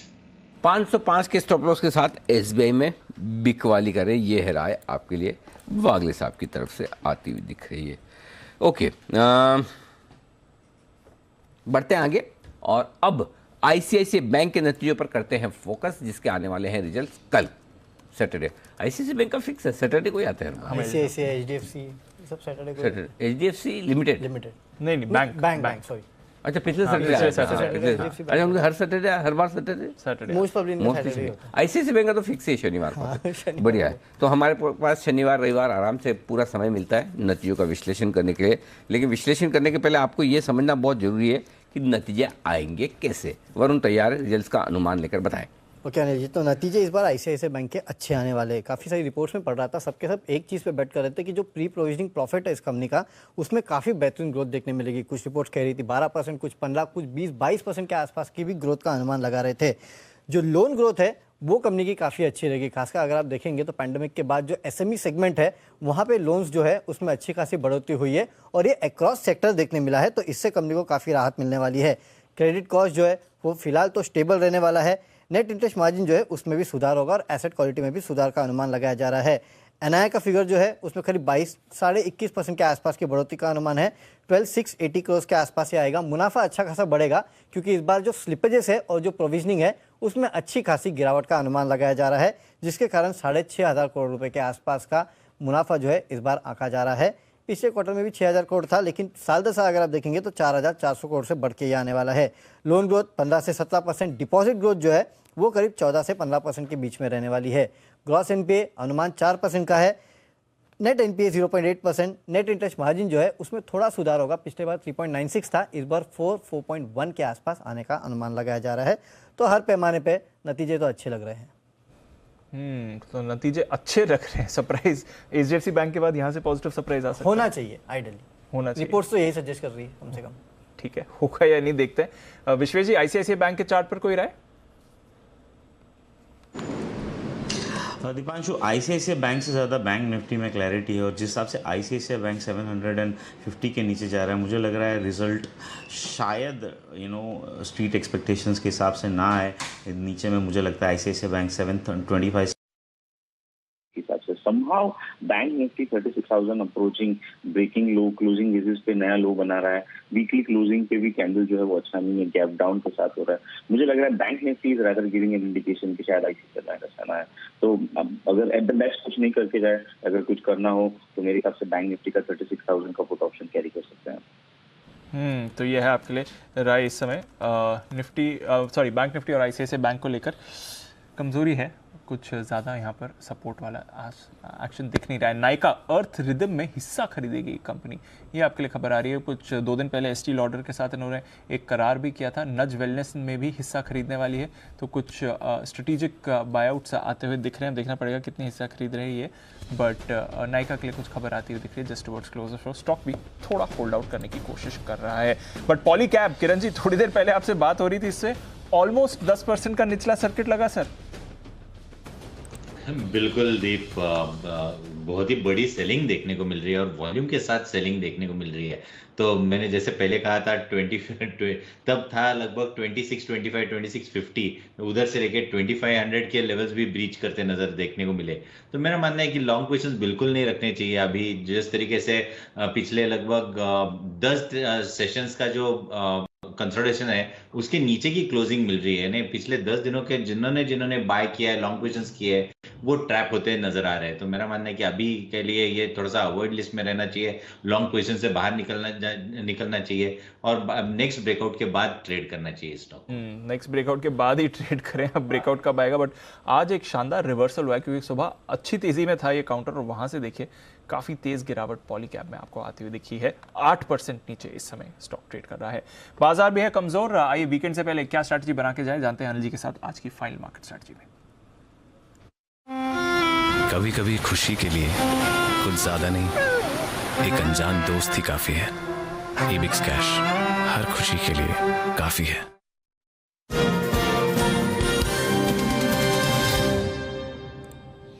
Anil ji, Dow futures सुस्त हैं, 90 अंक नीचे। नैस्डैक फ्यूचर्स अब थोड़े और कमज़ोर हो गए हैं। हमारे बाजारों में गिरावट है, यूरोप कमज़ोर है, कच्चा तेल भी फिसलते हुए दिख रहा है, तो कहीं कुछ खरीदारी के संकेत आ नहीं रहे हैं। 17,200 के नीचे क्लोजिंग में जा रहे हैं सर, क्या करके जाए? देखो खराब तो हो रही है, 17,125 के नीचे होती तो ज़्यादा खराब थी, इस वीक के लोएस्ट लेवल पर जाकर तो बंद नहीं हो रही, लेकिन 17,200 के नीचे अच्छी भी नहीं है, इसमें तो कोई डाउट नहीं। तो और बैंक निफ्टी भी जो बंद हो रहा है 36,300 के नीचे बंद हो रहा है, तो बैंक निफ्टी पे तो क्लोजिंग बेसिस पे स्टॉप लॉस आपका एक तरह से ट्रिगर हो रहा है। 36,300 इस हफ्ते का लो है, उसके नीचे बंद हो रहा है, और निफ्टी भी लो के आसपास बंद हो रहा है। तो एज अ प्रिकॉशन आपको अपनी हेजिंग रखनी चाहिए, ये लॉन्ग पोजीशन थोड़ी सी कम कर लेनी चाहिए। सोमवार को देखी जाएगी। हालांकि डाउ फ्यूचर्स भी आज वॉलेटाइल बहुत है, इतने दिनों बाद आपने देखा है डाउ फ्यूचर हरे में आने की कोशिश करते हैं, फिर 100-125 गिरते हैं, फिर हरे में आने की कोशिश करते हैं, फिर 100-125 गिरते हैं। तो ये अंदाजा लगाना मुश्किल काम है कि आज अमेरिका में एक्चुअली होगा क्या। इसके साथ आप देखिए रुपया कमजोर होता दिख रहा है, 35 पैसे गिर गया आज रुपए में भी कमजोरी। हाँ, तो थोड़े संकेत, थोड़े मामले ढीले ढाले हैं, तो आज खरीदार करके जाने की राय नहीं होगी। भले हम सपोर्ट लेवल के आसपास बंद हो रहे हैं, जनरली सपोर्ट के आसपास बंद होते तो ये लगता है कि लेना चाहिए, क्योंकि रेंज के नीचे सिरे पर आकर सब खराब लगता है, ऊपर में सब अच्छा लगता है, रिवर्स हो जाता है। होगा, हो भी जाए, अच्छा हो जाए, लेकिन सोमवार को करेंगे, अब नहीं। अभी वीकेंड की रिस्क रखने का मन कम है, क्योंकि अमेरिका कल जिस वजह से गिरा वो सब नॉन थी, पहले से पता कुछ था, नया नहीं था। इसलिए उस हिसाब से देखें तो आप रेंज के नीचे पर आए तो वहां पे लेना बन जाता है। लेकिन ठीक है ना, क्या फर्क पड़ता है, एक दिन नहीं करेंगे तो कौन सा क्या फर्क पड़ जाएगा। अगर आपके पास है तो 200 पॉइंट ऊपर की गैप अप या गैप डाउन ओपनिंग को ध्यान में रखते हुए अपनी हेजिंग कर लें। अच्छा, आज किसने एक पूछा भी था हेजिंग क्या होती है, कैसे?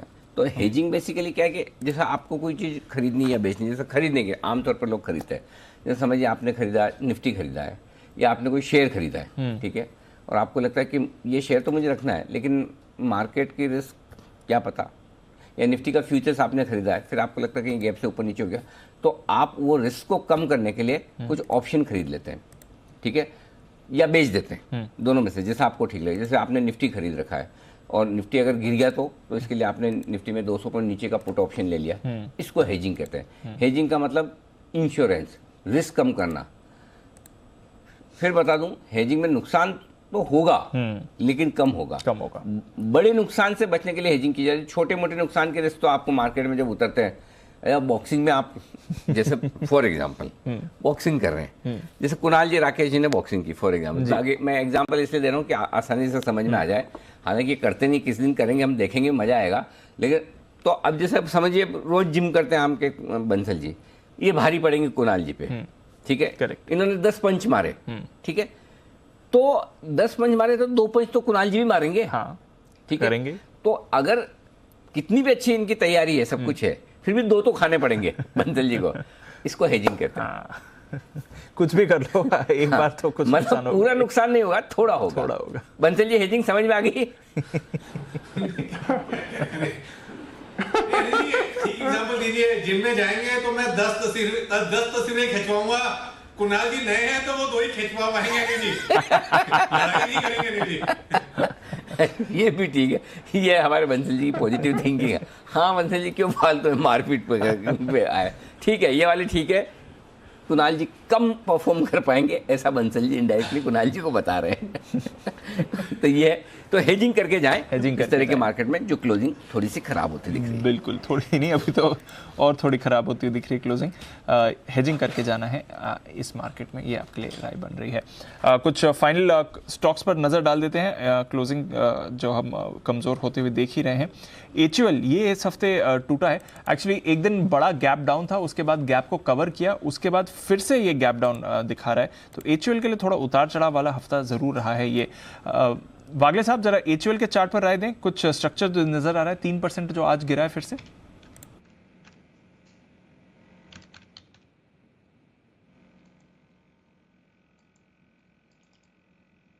दीपांशु, 2200 का एक स्ट्रॉन्ग रेजिस्टेंस है, वहीं पर पिछले 5-7-8 दिनों में 3 बार जाकर वो क्लियर नहीं कर पाया, और कल का हाई भी 2203 है, ऐसा कुछ है। तो 2100 ब्रेक होता है तो फिर ये 2000 तक जा सकता है। मेरे लिए इसकी रेंज 2000-2200 की है, मुझे नहीं लगता ये 2000 ब्रेक करेगा। ये है आपके लिए HUL पर राय। आइए जल्दी से एक बिल्कुल आखिरी इस शो का जय का जैकपॉट।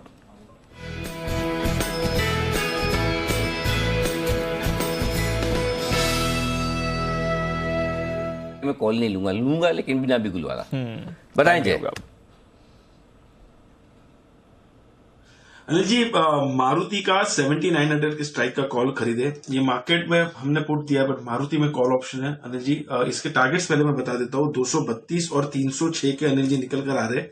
मुझे ऐसा लग रहा है कि 8132 से लेके 8206 ये लेवल्स हमें एक्सपायरी तक देखने मिल सकते हैं, इसलिए एग्जैक्टली वही लेवल्स आपको दिए हुए हैं। 232 एंड 306 ये दो लेवल्स हमें देखने मिल सकते हैं कॉल ऑप्शन में। 101 102 के आसपास ये ट्रेड कर रहा है जी। और रिस्क रिवॉर्ड पर्सपेक्टिव मुझे अच्छा लग रहा है, बिकॉज इसमें रिस्क क्या है, 42 का आप स्टॉप लॉस लगाया तो 60 पॉइंट का केवल रिस्क है। और अपसाइड अनिल जी अच्छी खासी देखने मिल सकती है, बिकॉज मारुति में जो पिछले 3 दिनों से एक अप मूव देखने मिला है, आई एम श्योर कि सिमी जी का मैंने सुना था और मैंने भी एक बार रिकमेंड पहले भी किया था जब अशोक लेलन रिकमेंड किया था। क्लोजिंग अच्छी देखने मिल रही है। आई थिंक प्रोबेबिलिटी यहाँ पे अपसाइड की हो सकती है। और ऑटो कहीं ना कहीं मार्केट से अलग चल रहा है। ऑटो कहीं ना कहीं मार्केट से अलग चल रहा है। इस हफ्ते ऑटो इंडेक्स ने 3% की रैली दिखाई है। मारुति 5.5% ऊपर रहा है। आइशर मोटर्स में आपने पॉजिटिव एक्शन बनते हुए देखा है। हीरो, टीवीएस ये भी पॉजिटिव मोमेंटम दिखा के गए। एमएनएम में भी अच्छी खरीदारी रही, तो ऑटोज के लिए अच्छा हफ्ता रहा है। पावर स्टॉक्स में आपने अच्छी खरीदारी इस हफ्ते दिखी है, पर उसके सामने आईटी में बड़ी बिकवाली थी। इन्फोसिस 10% नीचे बंद हुआ है। एचडीएफसी बैंक ऑफ कोर्स पिछले सैटरडे के नतीजे आए थे, इस पूरे हफ्ते हमने दबाव देखा। कल थोड़ी खरीदारी थी, अदरवाइज इस हफ्ते 4 ट्रेडिंग सेशंस इस स्टॉक पे आपने दबाव ही देखा है। आइए फिर क्लोजिंग की तरफ बढ़ते हैं।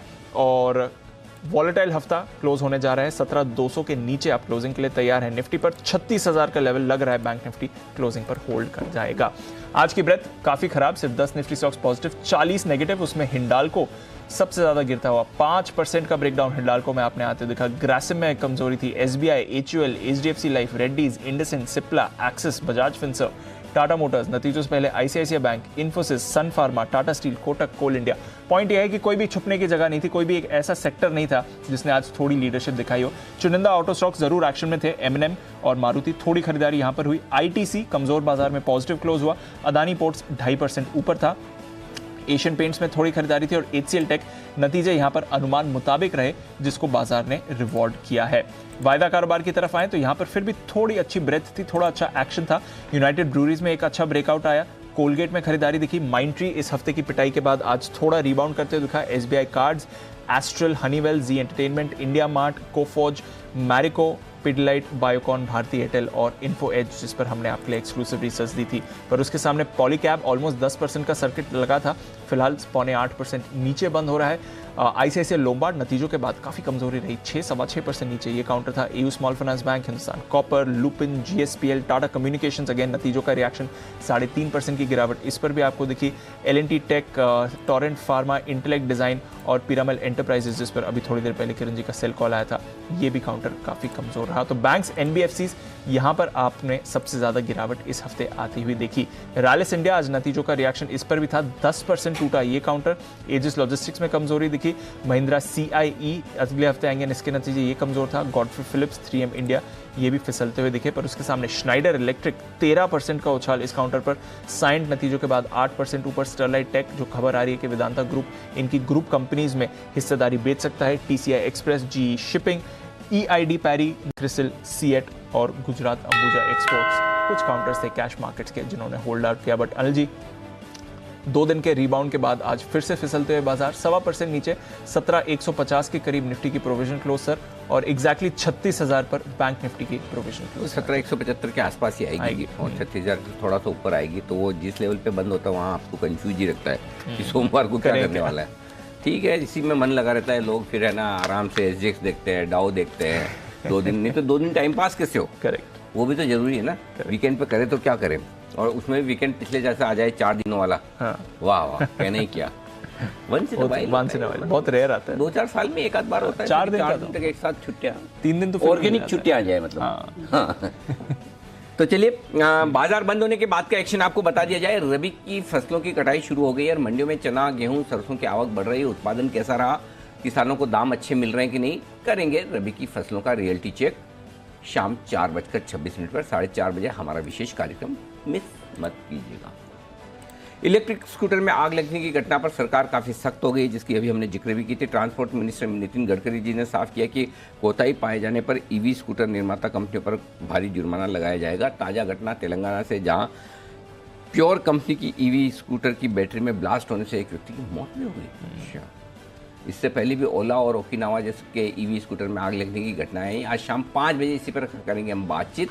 क्या ईवी स्कूटर की बैटरी सेफ है या नहीं, या अभी भी और कुछ रिसर्च करने की ज़रूरत है, ईवी धुआं सा क्यों है, ये हमारी चर्चा का विषय। Sohinder Singh Gill, CEO Hero Electric हमारे साथ जुड़ेंगे। Abhijeet Sinha, project head NHEV, ये जुड़ेंगे साथ में, और साथ ही हर्षवर्धन डिडवानिया साहब होंगे, MD EV के, ये भी हमारे साथ होंगे। अच्छा, ईवी से याद आया, व्हीकल से याद आया, एक और व्हीकल जिसकी सवारी मैं आपको दिखाना चाहता हूँ। हाँ बहुत इंटरेस्टिंग है ये, बुलडोजर। बड़ी चर्चा में है JCB और बुलडोजर। जो लोग शाम को जनरल न्यूज़ चैनल देखते होंगे वो समझ जाएंगे। तो थोड़ी देर में आपके लिए बड़ी इंटरेस्टिंग तस्वीरें आपकी स्क्रीन पर आने वाली है। जैन साहब तैयार रहिएगा आपको देखने के लिए। तैयार ही है। इससे पहले मैं आगे का प्रोग्राम बताऊं, एक इंटरेस्टिंग चीज़, कल हमने आपको बढ़िया इंटरेस्टिंग तस्वीरें बताई थी ब्रिटिश प्रधानमंत्री बोरिस जॉनसन की, जो साबरमती पहुंचे, उन्होंने चरखा चलाया, ये सब कुछ किया। कल भी उन्होंने कुछ इंटरेस्टिंग चीज़ें चलाई, और वो देखिए आपके सामने, वो था JCB मशीन्स, बुलडोजर्स। गजब है, बढ़िया लग रहा है, जोरदार, बिल्कुल। हाँ, बाकायदा उन्होंने, और आजकल बड़ी सुर्खियों में भी है। कृपया इसका राजनीतिक मतलब न निकाला जाए, हम तो अच्छे विजुअल्स हैं। ये तो इनॉग्रेशन कर रहे थे, वो इनका प्लांट वहाँ पर हलोल में, बड़ौदा के पास हलोल में जो प्लांट है, वहाँ पर इसका इनॉग्रेशन करने गए, और उन्होंने बाकायदा ड्राइव भी किया, ड्राइव भी किया, आई थिंक। हाँ, अच्छा प्लांट में है। वाह, गजब है। तो हलोल में उस प्लांट में वो गए हैं, और ये जी जैन साहब कुछ करना चाहते हैं। जी जैन साहब। देखिए, JCB जो है ये इंग्लैंड की कंपनी है, और इनफैक्ट मैं भी ये सेम चीज किया हुआ हूँ। यहाँ पे जयपुर में भी इनकी फैक्ट्री है, और महिंद्रा SEZ में ही है, तो इसीलिए काफी रिलेट कर पाते हैं। और ये JCB आने के बाद से महिंद्रा SEZ काफी सुर्खियों में आया था। तो हलोल का प्लांट और एक जयपुर में भी है। एंड इनफैक्ट हम लोग ये JCB का फुल फॉर्म मैंने भी क्वेश्चन करके पूछा था वहां पे जब फैक्ट्री गया था। तो जोसेफ सेरिल बेमफोर्ड एलिवेटर्स लिमिटेड बोल के कंपनी हुआ करती है, और ये यूके की कंपनी है, इंग्लैंड की, इसलिए शायद इनको ज्यादा इंटरेस्ट है इस कंपनी में। आप बोल रहे हैं आपने भी, जैन साहब आप बोल रहे हैं आपने भी सेम ये किया हुआ है, डेमोलिशन? यस, ये किया हुआ, और फैक्ट्री में जाके किया हुआ, बट फोटो नहीं है मेरे पास। डेमोलिशन, ये फैक्ट्री विजिट किए मैं जयपुर में, बिल्कुल हमारे टाई की तरफ से हम लोग गए। अरे मैं पूछ रहा हूँ डेमोलिशन किया हुआ है? अरे नहीं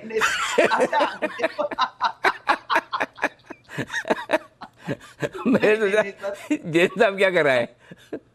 नहीं सर, हम तो वेल्थ क्रिएशन में लगे हुए हैं सर। वाह, क्या बात है, जो आप तो कंस्ट्रक्टिव आदमी, इसमें कोई डाउट ही नहीं। एनीवे, लेकिन आपने चलाई हुई है? हाँ, इंटरेस्टिंग यार। चलाई नहीं है सर, खाली बैठा था, जैसे वो बैठे वैसे मैं बैठ गया। अच्छा, जैसे समझ गया, ओके। जैसे बंसल जी हमारे जिम में जाते हैं फोटो खिंचवाने के लिए, वैसे आप भी यहाँ फोटो खिंचवाने गए थे। ओके ठीक है, चलिए बढ़िया है।